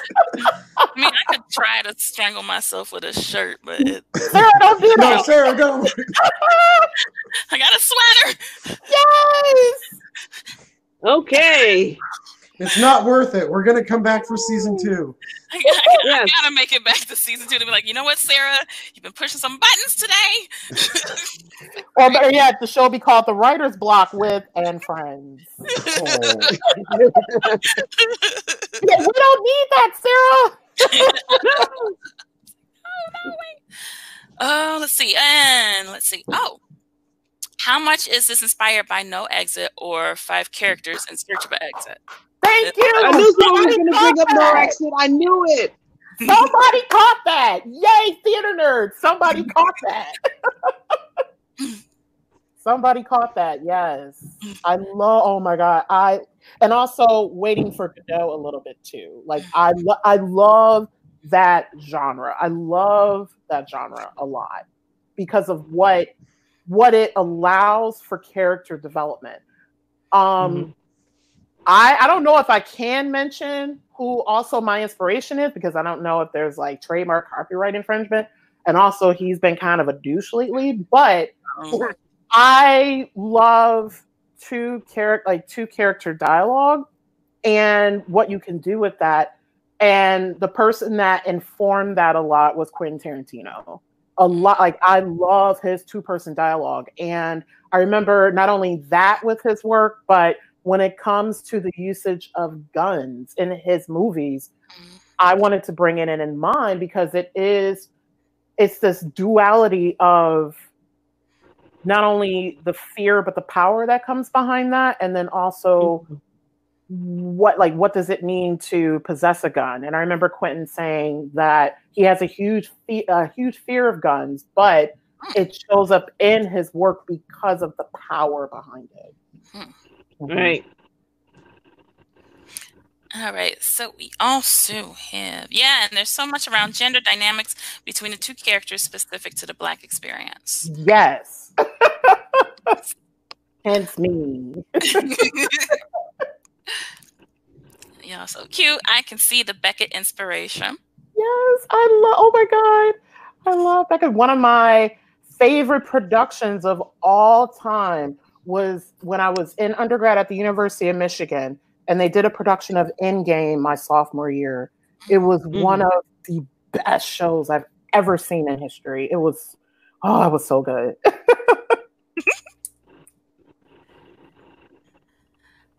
We got any more questions, comments, everything? I just love this. This is beautiful. I love it. I also wanted to have you plug a bit too, as well. Because you are more than playwright, poetry. You do so much. Like, please advertise. I do a lot. So one of the biggest things that I have going right now, in 2018, I recorded a live spoken word album in front of an audience here in Western Mass in Northampton, Massachusetts. And the self-produced album was released last year. And you can go to my website, www.nicolemyoung.com, to either download it on iTunes, Spotify, Amazon Music to listen to it. And I'll also make the CD available. And if you order the CD, I will sign it before I put it in the mail to you. And the proceeds from the album were taken to create an emerging writers fellowship program for women and non-binary writers of color based in Western Mass. I've been out here now for almost 13 years. I live in Windsor, Connecticut, and I work in Western Mass. They're like 10 or 15 minutes from each other. And the biggest reason why I wanted to start that program with Straw Dog in particular, so Straw Dog Writers Guild, it is an organization that supports writers of all genres at all stages within the 4 counties of Western Massachusetts. And just to give you a sense of Western Mass is the complete opposite of Detroit. Detroit is pro-Black, I'm Black and I'm proud. Western Mass is this. Like, it's the complete opposite. And the cool thing about this area in New England is it's really supportive of writers. There is a ton of published authors and playwrights and things like that that live in New England. And there's a lot of us writers of color who are in the outskirts, who we haven't gotten our big break yet. And I know for myself, when it comes to doing poetry, I've entered in tons of competitions. I've applied for different programs, haven't gotten anything. And I'm like, you know what? I want to make sure that others coming after me don't have that struggle. And so I worked with Straw Dog to create this program. I fundraised for it. I contributed proceeds from the album. And so it's a year-long program where the fellow receives a really good stipend. They also receive mentor support from some of the members of Straw Dog. And the person this year that's the fellow is getting support in terms of learning about the publishing world, help with getting feedback on their poetry. Also, because this person has competed in slams, they're getting feedback on performing in public, and they're preparing to publish their first book. Also, we pay for a 1-week retreat for them to go and work on their writing. So that's one of the biggest things that I have going on right now is supporting that fellow and selling my album. Nice. Well, thank you. Thank you so much for coming on. And yes. And Sarah, you forgot to mention, so Sarah has done another one of my pieces. So Sarah, for her MA thesis, because we went to Wayne State together. Yeah. Your play had one of my monologues in it. Yes. How did I forget that? How did I? Well, I haven't looked at it in what, 12 years? Ooh. 09? Yeah, it has been since 09. Yeah, so it's been about 10 years since I've even looked at it. Like I'll think about different things and different moments and directing and trying to direct everybody. Directing, producing, you also solicited the monologues for it. Oh, yeah. And I did some of the soundboard with Michael Cochran. Yes. Yeah. Wayne State, we go way back and deep. The thing I miss about that program, and I'm glad we're all still connected, is that we support each other like it is no business. I love, like, for example, Sarah, I really appreciate you reaching out to me for this project and others. Then also, like, there's a bunch of us in touch with one another, reading each other's work. I've contributed money to start, like, to get a film produced. Like, I love that the Wayne State crew, specifically from like 05 to 09, is just still so tight and cohesive. Yeah, because I think there's a couple other classes that are, even like at Planet Ant, like there's different classes that are still together doing different things and producing and acting and, all kinds of stuff. And it's great. Like, I didn't have a BFA or MFA, and I used to be weird about that. It's like, well, I'm not a professor. I'm not a professional actress, blah, blah. So it's like, well, I still have this community, and like, we all have each other and supporting each other. And that's what's great. That's all it comes down to, is support. Yeah, it was such a supportive community. And also too, because I did my undergrad in a theater program too, and it was both supportive environments, but very, very different. The reason why we supported one another at Michigan was because of the oppression that we all experienced together in the department. Whereas at Wayne State, it was a different feel. Like, they really tried their best to make sure that we were all family and supported. It was a very different type of theater program. Yeah. Let's see, what else? Amina Jordan Mendez, the first fellow, superb. Join us for a virtual launch of Nicole's fellowship program on June 3rd. Yes, thank you for that. Yes, and it's information on my website. So myself, Dr. Diana Alvarez, who is an amazing singer, songwriter, professor, activist. She staged a very revolutionary opera for her doctorate. She's based here in the area as well. She's going to be interviewing Amina next week via Straw Dog Writers Guild's Facebook page. Okay. Cool. Yeah. What you said, June 3rd? That is our day too. I think that's our season. Yeah, it's a Wednesday. Yeah, it's your season finale that day. Yeah. Okay. So I won't get to see it live. Do you know if they're going to have like a recording that they'll keep up on the page? Yeah, we will. Okay. All right, great, because I definitely want to watch that. There's a lot that's going on the 3rd. I don't remember everything else that's happening on the 3rd, too, but there's another reading somewhere. There's a lot of different communities doing stage readings now, live stream. Like, since we started this, I want to say there's at least 3, 4. Not just locally, like I've seen other ones, like the one that comes out to mind, I think, because they advertise Scripts Gone Wild. Oh, wow. A cast of readers. They have like a drinking game as they do when they're reading these famous scripts. I think last week they did Child's Play. Wow. And, they're like doing these major pieces like every week. I think they're usually on Fridays. So like there's different ones. It's like we'll try to post those too while we're on break, like just so everybody can see theater and share theater. Nice. I love it. I love it. Yes.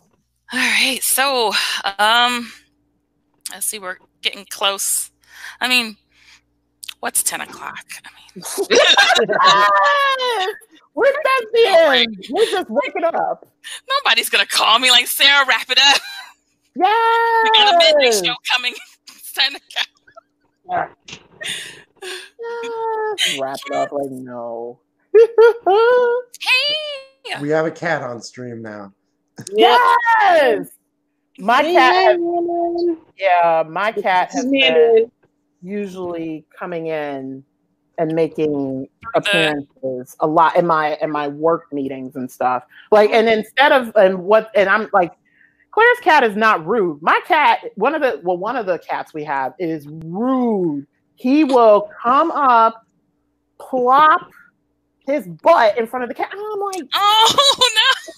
I'm like, nobody wants to see your ass. Nobody wants to see your ass. I don't The think we've cats had don't care. They don't care. They don't. Yes. It's the level of confidence I aspire to. Yeah. Yes. The confidence of a cat. Yep. Yes. But so cute. That's Mandarin. He says hi. Hi, Mandarin. Yes. He turned toward the, oh, no, trying to see. Yeah, see? See? Yeah. They're talking to you. So cute. What is mine doing? Yep.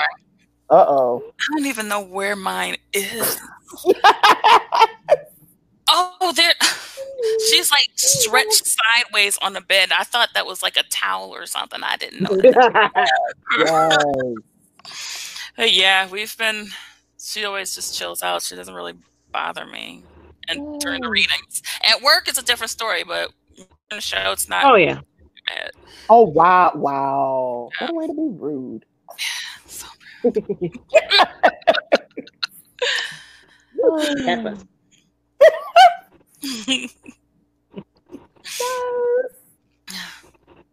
Dinah! Yes. I realized we didn't have you highlighting anything. I didn't know if you wanted to highlight anything that you were working on. Well, mostly what I've been doing is writing some poetry, and I am working on a monologue that I was trying to record it, and for some reason, I guess maybe because it wasn't as fully developed as it should have been. I couldn't feel it properly enough to really perform it. I usually just I'll record it and then I'll put it on, Facebook for, I'm part of a group. There's like a different an actors with monologue group. So I'll put it up there, or, just to give myself the challenge of writing. So, to keep active during this lockdown. Yay. And, just doing stuff like that. I'm still working on a poem for after the unfortunate death of, I want to say his name backwards, but that's not George Floyd. Mm-hmm. I was so angry that night. I think it was last night. I had to start writing because I'm like, not again. I'm getting tired of hearing this again. I can't breathe. And they said the cop literally told, because bystanders were like, he can't breathe. What are you doing? And he's like, oh, he's talking. He's fine. I'm like, what? Yeah. You have a knee in that man's throat. Like, he's not okay. Right. You have your knee, like you said, just pressing. And I was so angry, and I started writing, and I wanted to, like I said, I'm still working on it. And I want to make sure that, because I have a list of other names of Black men who have unfortunately met their death way too early at the hands of the police. And, I just want to make sure that I have their names and ages right, because I have to give them that respect. I got to give them, because, it's just their families and how they're feeling and things like that. And not only that, but the woman who was going to lie on the Black gentleman in New York. Yes, thank you for bringing that up. I mean, she literally is like, oh, I'm going to tell him you're threatening my life. Oh, here I go. And he's like, what are you doing? And he's like, oh, please call them. And he's recording her, which I'm glad he did. I'm glad he did. Because after, when the cop got there, she was gone. She actually left. And when they saw the video, that's how she got caught. And then she wanted to turn around and say, oh, well, I'm so sorry. No. It's giving me writing fuel, this type of thing, giving me the writing fuel and stuff like that. So that's basically what I'm just working on here. And, keeping the cats fed. Yes. Yeah. And I got your name wrong, Diana, earlier. My apologies. I'm gonna look you up on Facebook because I would love to read your work. Oh, thank you. Okay. I would like email you a copy, or if you got Facebook, I would with Nicole Young. You're on Facebook. Yeah. Probably. Yep. Sarah and I are friends on Facebook. Now I'll connect y'all right now. Yes, do it up. Do it up right now. Do it in real time, sure. Yes. Just make a chat right here. And then watching that woman from Central Park, like she could have earned an EGOT for that performance. Like you heard, it was so Mass's wife, I'm about to get you in trouble. Right. And the way in which she escalated, and she used very particular terminology, she knew exactly what she was doing. She did. Oh, she did. She did. And Trevor, I hope we're not making you feel bad over there. Oh gosh. I know you're kind of caught in the crossfire with all of us, Trevor. I gotta be honest. We deserve it at the moment, so go. Today, he's like, "Ow." Yeah. But yeah, she knew what she was doing, and she really did. And the fact that she put his life at risk, most definitely doing that. And I know a lot of people were concerned about her dog because she had the dog, dog was all over doing this and all that. And, it's like, okay, why? Why would you do that? Yeah. Because he asked you to put the leash on your dog so they don't go after the wildlife. That's why he said that to her in the first place. She was supposed to have the leash on. It's kind of like in this day and age when people are supposed to wear the mask. They go in the store without the mask on, and then they're like, sir or madam, can you please put the mask on? Oh, yeah. They do stuff from spitting, wiping their nose onto shooting. Yeah. A lot of people who have never heard. I will tell you. Okay. That. Right there. Exactly that. Yeah, I forgot who posted that on Instagram or Twitter, but they literally were like, these are a lot of people who have never heard no before. And I'm like, yeah. Yeah. No, stay in your room. Yes! No, you I'm going to tell you, if you wipe your nose on me, on my shirt or me, we're fighting. That's just it. We got bail money. We got bail money. Pandemic or not, it's like, that is just nasty. Yeah. Like, it is. It is. Who raised you? It is. Gosh. Yeah. But I'm glad that this is inspiring for you to write. It's like, I've just been so mad that I just want to like shut down and isolate in the corner or somewhere, like try to de-stress. I totally. There's times where I'm just like, I'm just gonna go lay down, or I'm just gonna, watch some Family Feud. I'll watch Steve Harvey because he makes me laugh. I will use that time to, laugh and kind of loosen up. But then it's like, no, I don't want to forget this inspiration that I have here. And then I go right back to it. But yeah, I totally get you about the shutdown because, a lot of decompressing. Yeah, because when you think about the violence that's inflicted on many communities, and it's just coming. Sometimes in order to preserve yourself and your sanity, you need to check the fuck out. Yeah. Be like, I'm gonna need to go to my comfort blanket, which is my tablet, and watch some stuff on Netflix. And I need to escape in order to not choke a bitch. Sometimes I feel like I gotta do this so I won't hurt nobody. Like, for real. Yes. Because there have been times even at work, and I've worked in predominantly white environments where like I feel myself getting heated up, and I've even told people I'm walking away right now. Right. And they're like, what? No, we are not talking. I was like, if we talk, I'm going to catch a case. Somebody's going to have to post bail money. Nope, I'm out. Bye. Yes. Yep. Oh, gosh. Oh. But yes. Woo. Yay. Have this talk. Yes, we can do a whole other interview on just being Black in America today with special guests. Yes.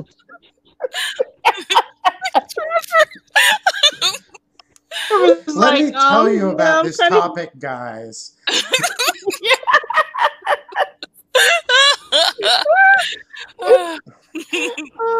I know you guys think you have experience, but I know stuff, okay? Oh, you could be the Eddie Murphy where he went as the white guy. You could be like as the black woman. You can go as the black woman. Do that. Let's do an episode of that. I know too much. I'm not doing that. You're like, like that is a career ender.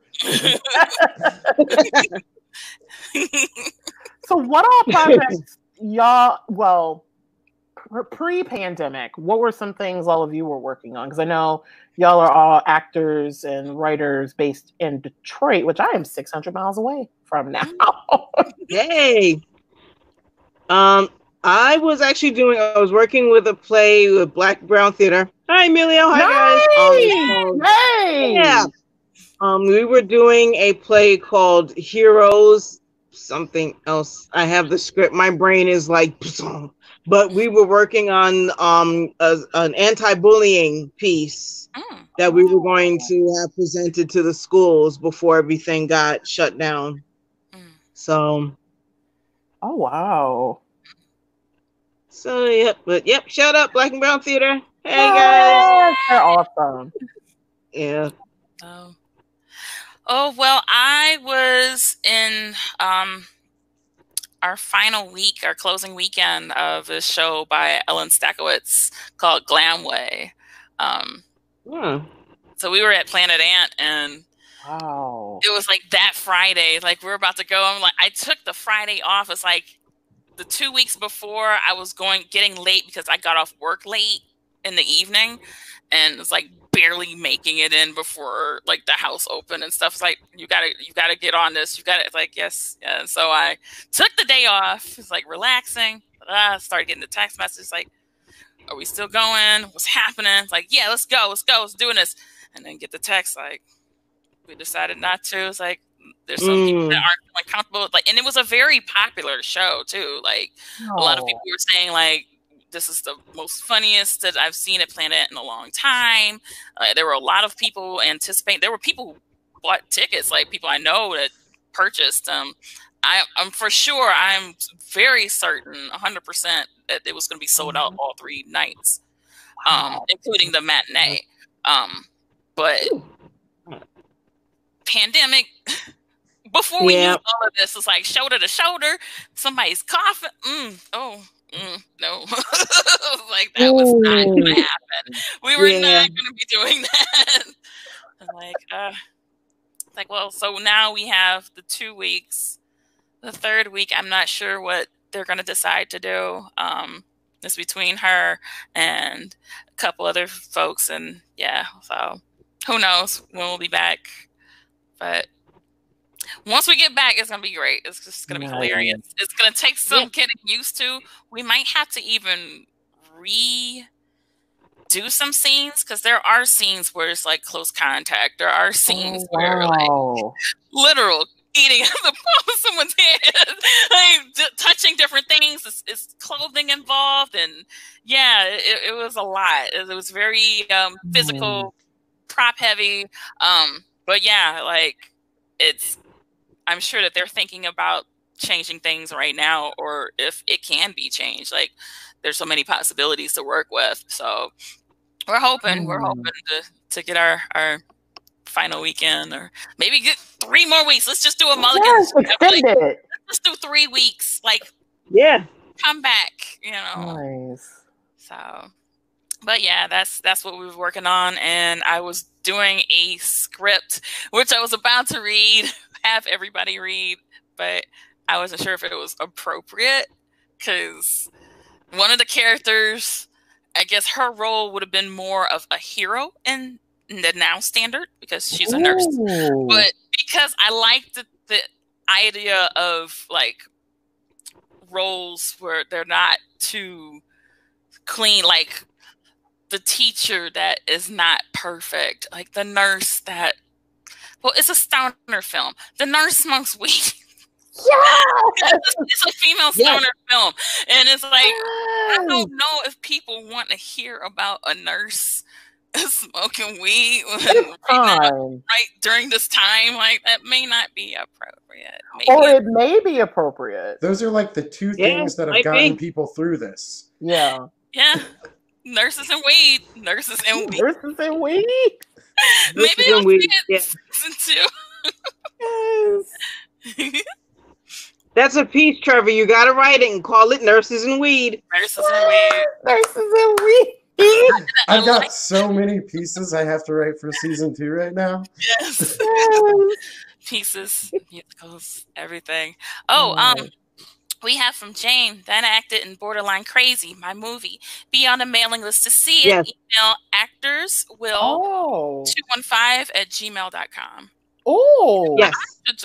I don't know if I can. Let's see. Can I do this? Yeah, I played the therapist, Dr. Shelley. Nice. She smoked weed in her off time. So let's add this banner, and let's add this banner too, because I'm just gonna plug everything right now. Hey Jane, thanks for the shout out. Are these banners tickering? I don't know. I can see them. Hold on a second. Well, I see interviewing Nicole Young. Okay, so this one should go, and then this one too. Let's see. Borderline Crazy, so that. And then, okay. I thought they could all ticker at the same time, like an ongoing. I might have to cut them all and put them all in a. I'm still learning this. It's this nice little software that. Yeah. It's like put it all in there, or just toggle back and forth between the two. Borderline Crazy. Yep. There's the Borderline Crazy thing. Yep. Right at the bottom. Cool. Yay. That is neat. Oh, thank you. Oh, whose play is that? Miles Archer's wife. I don't know this one. Should I read this?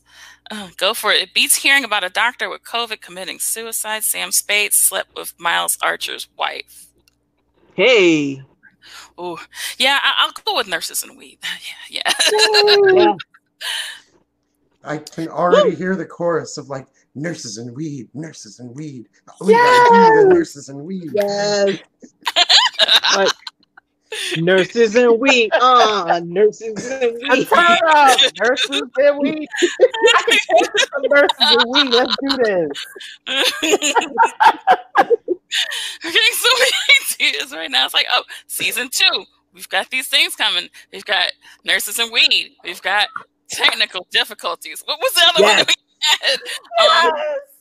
had? What was it? We got Mrs. Claus, you know, the unknown woman. Yes. The forgotten hero of Christmas, Mrs. Claus. Mrs. Claus. Yes, the forgotten hero. That's right. Gosh. Because she's the one that gets up at like 3 a.m. when her husband's still sleeping in. He sleeps in. She's already up. Yes. I can definitely, at the crack of dawn, doing everything, doing prep for different things, prepping the shop. Santa does not clean up all that reindeer. No. Oh, no, he doesn't. Oh, no, he doesn't. But see, Mrs. Claus is going to put him on a diet and make him eat quinoa.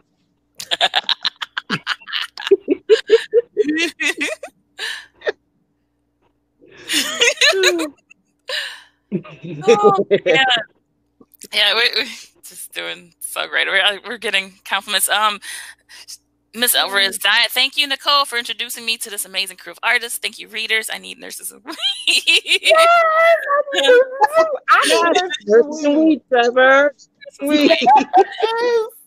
I got it on my list. Yes. What are you working on, or what were you working on pre-pandemic? Oh yes, we have to get to you. Sorry, Trevor. Oh, so I'm a baby when it comes to the sort of creative and theater arts. I have been doing like improv and musical improv. I'm in a group with Sarah that does musical improv. And he also plays keyboard. Yeah. Yeah. Play music.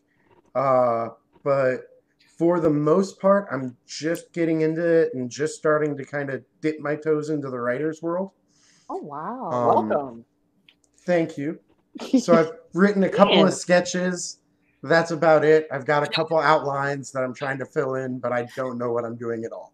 And we read them last week as well.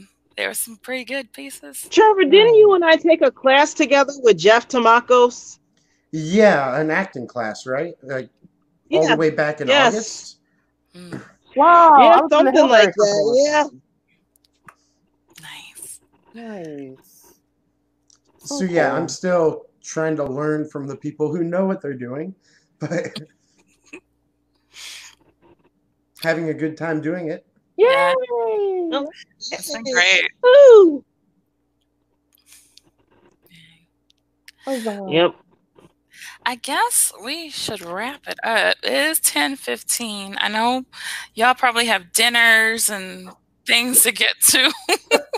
And pets, because the pets have been in our house have been quite quiet. We have 3 dogs, 2 cats, and a lizard. And I'm like, they are mad. I was like, where are the pets? Why? Because earlier today, during one of my very important meetings, because I work for United Way here, they were turned up. And I was like, I need y'all to not right now, because this is an important meeting. And all of a sudden now they're quiet. I'm like, y'all can turn up right now, but now y'all quiet. I don't understand. Like, what? And oh man. Yes. It was great having you, Nicole. It's so good to see you, because I'm like, we haven't seen each other in real time in over a decade. Yeah. Wow. I think your piece was the last time I've seen you, I think. Yeah. I was gonna say. Yep, when I came up in 2009. Yep. Wow. Ooh. Time flies. I can't believe it's 2020, although this year, I tell you. Oh, this year. Yeah. Yes. Wow. Very much so loved your work. Yes. Thank you. Yes. Hearing it aloud is like, because no one, like one other person has read an earlier draft. So I'm like, I was nervous as fuck. I was like, nobody else has read this but me. I don't know how to. Guys, I hate to, my part, I got to cut it short. My phone is too hot and it's going to turn itself off. So I've got to say good night. Right. Thank you, Diana. Thank you. Thanks for writing. Great meeting you. All right. Yes. Yep. Oof. Yeah. Gosh. And also too, it was really nice. Like Pearson, for some reason, for me, was like has been the easiest character to write. So it was really cool to hear a voice set to it. And I think it was so easy to write because I wrote Pearson based off of 2 men that I know. So yeah, so it was really nice hearing you, Sarah, do Pearson, because I was like, this is I was like, you were like, even though, I was like, this is what I had in mind in terms of the cadence and the rhythm of Pearson. So that was really nice. Good. Sometimes I can play men okay. Sometimes it's like it's a little but yeah. Thank you. Thanks. Yeah. Like I'm glad that we were able to let you listen to it and get a feel for it, and hopefully we get to see another excerpt next season or something else. Oh, cool! That would be cool too. Cool. Yeah. I'm that person who's last to leave the party, and I hold people up. Be like, yeah, and that's Trevor. Another thing I do, I hold people hostage in conversation. Like people are like, we want to leave, but Nicole won't stop talking. So, we did have another question from Jane. I want to have my script read, maybe a short, funny one, or some poems. If you're open to poems. Oh, at this time, we are only doing for pieces with multiple characters. Although I've been getting that a lot, and I meant to talk about that with Dinah while she was here.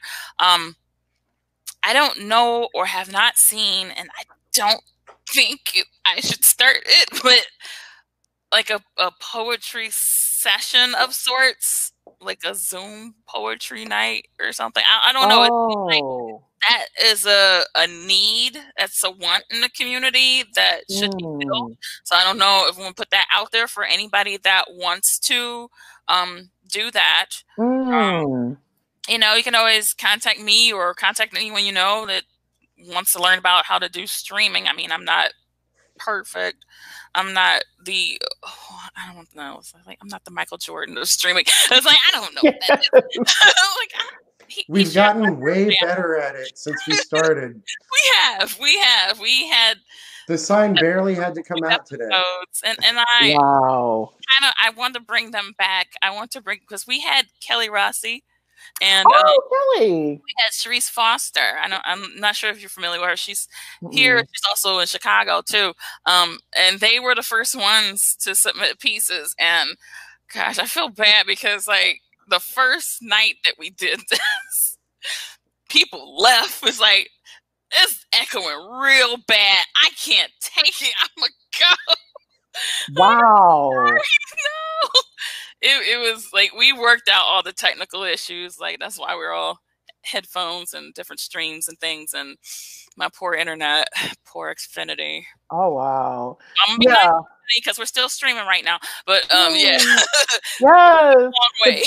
But this is good to know because I'm looking to get StreamYard too. One to produce the event next week, and then also since I'm going to pay for it, I'm like, what other things that I want to do? I might be able to pick up the poetry thing, but I would love because there's so many Detroiters everywhere, and I'm about to plug a really good friend's really good friend's podcast, Detroit Worldwide.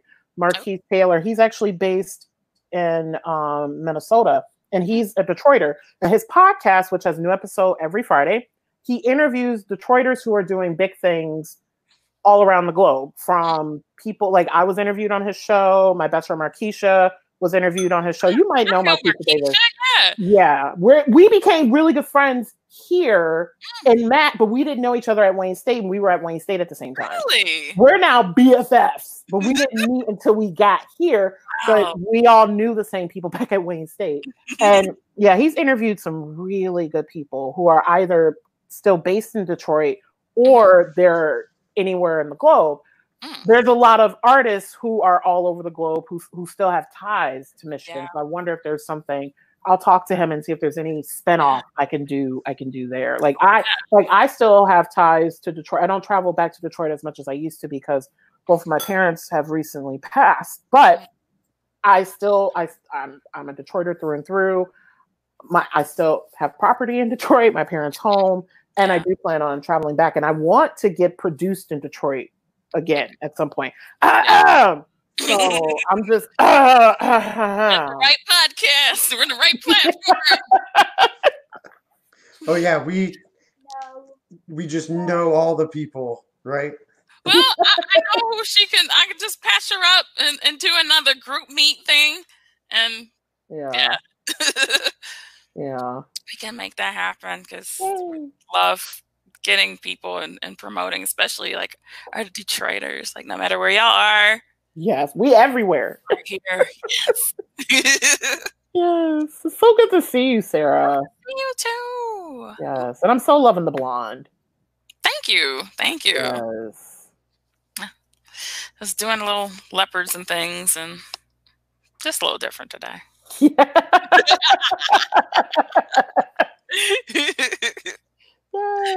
Well, thank you so much.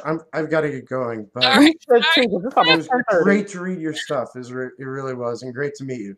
Trevor, thank you so much for reading, and also your questions were amazing. You've given me more things to think about, so thank you, especially with the isolation point. So thank you. Yes. Thanks, Sarah. Bye. People are like, this is the longest ass live stream. This is the longest we've done the entire run. They are like, are we restaging Aretha's funeral? What is happening? Why is this so long? What is happening? It's like the after show. Yes, the after and show. Friends and Mo Friends. Yeah, friends and Mo Friends. And she got some Mo Friends and some comrades. And some more people here like, oh, it's all night. Like, no. now, Sarah. Yes! It will never end. Oh man, it's been great though. But yeah, let's definitely talk. Yes. Getting your stuff here about live streaming, about all of it, like because Yes. like once you get the hang of it, it's so fun. Like, Oh yay! it opens up a world of people I probably wouldn't talk to on the street or anywhere because like this is great. Yeah. Oh yeah.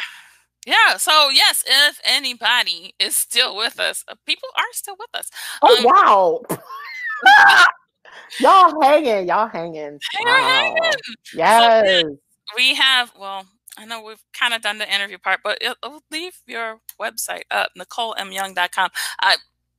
It's been going all through, and I'm sorry to other people in past interviews. Like, I try to get the plugging thing down, and it's a lot of smoother second season. Second season's just going to be flawless. Like, or better yet, next week's episode, just do some credits at the end and just roll everybody's promo stuff for like.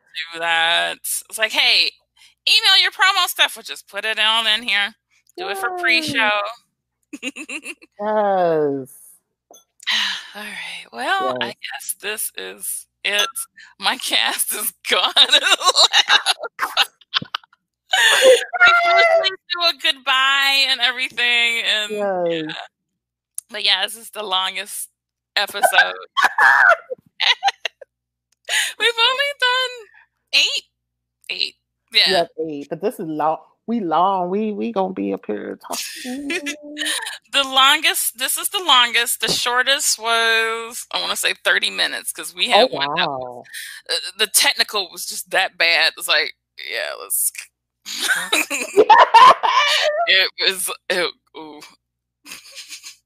The progress I've made. Wow.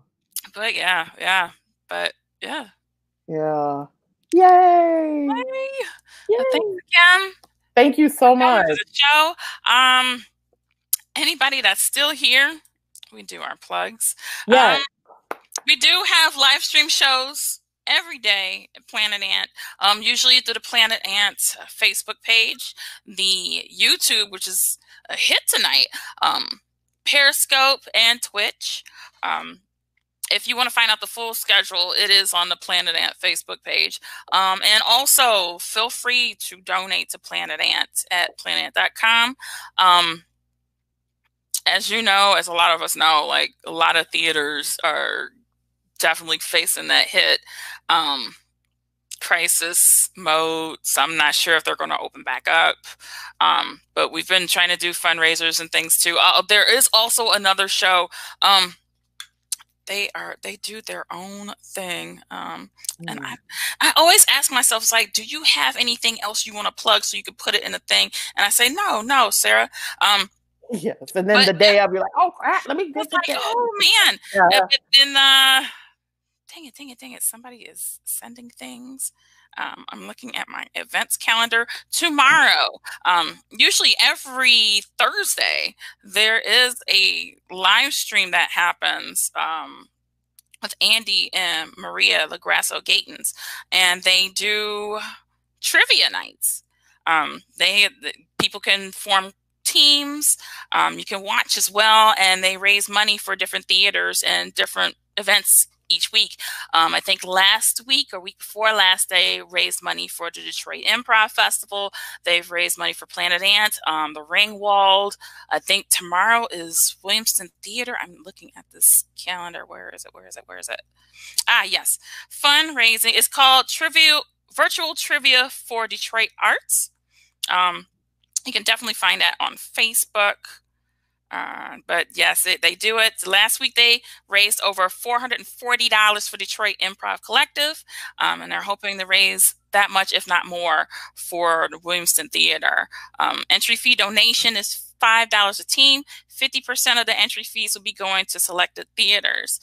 First place will receive 35% of entry fees. Second place will receive 15% of those entry fees. So yes, if you look up virtual trivia fundraising for Williamston Theater on Facebook, you will find it. You'll find a link on how to get involved. So we're trying to keep our theaters going here, and yeah, it would be really great if we could all have our theaters.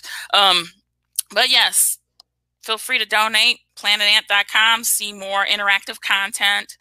There's also Instagram takeovers from different people from the theater, Planet Ant community, and pets. Beans was on last week. She's so cute. And yes, we would love for you guys to see it. So thanks. All right. Well, that concludes today's episode of The Writer's Block with Sarah and friends. And I'm Sarah, and this is my friend Nicole. Hi, and the other friends, they left. The other friends left. Sarah and friends. We're done for the night. They will be back next week with our season 1 finale of The Writer's Block, with the second half of the reading, the finishing of the reading Old Bro by Michael Rizzo and Tony Augusti. So tune in. All right. Have a good night.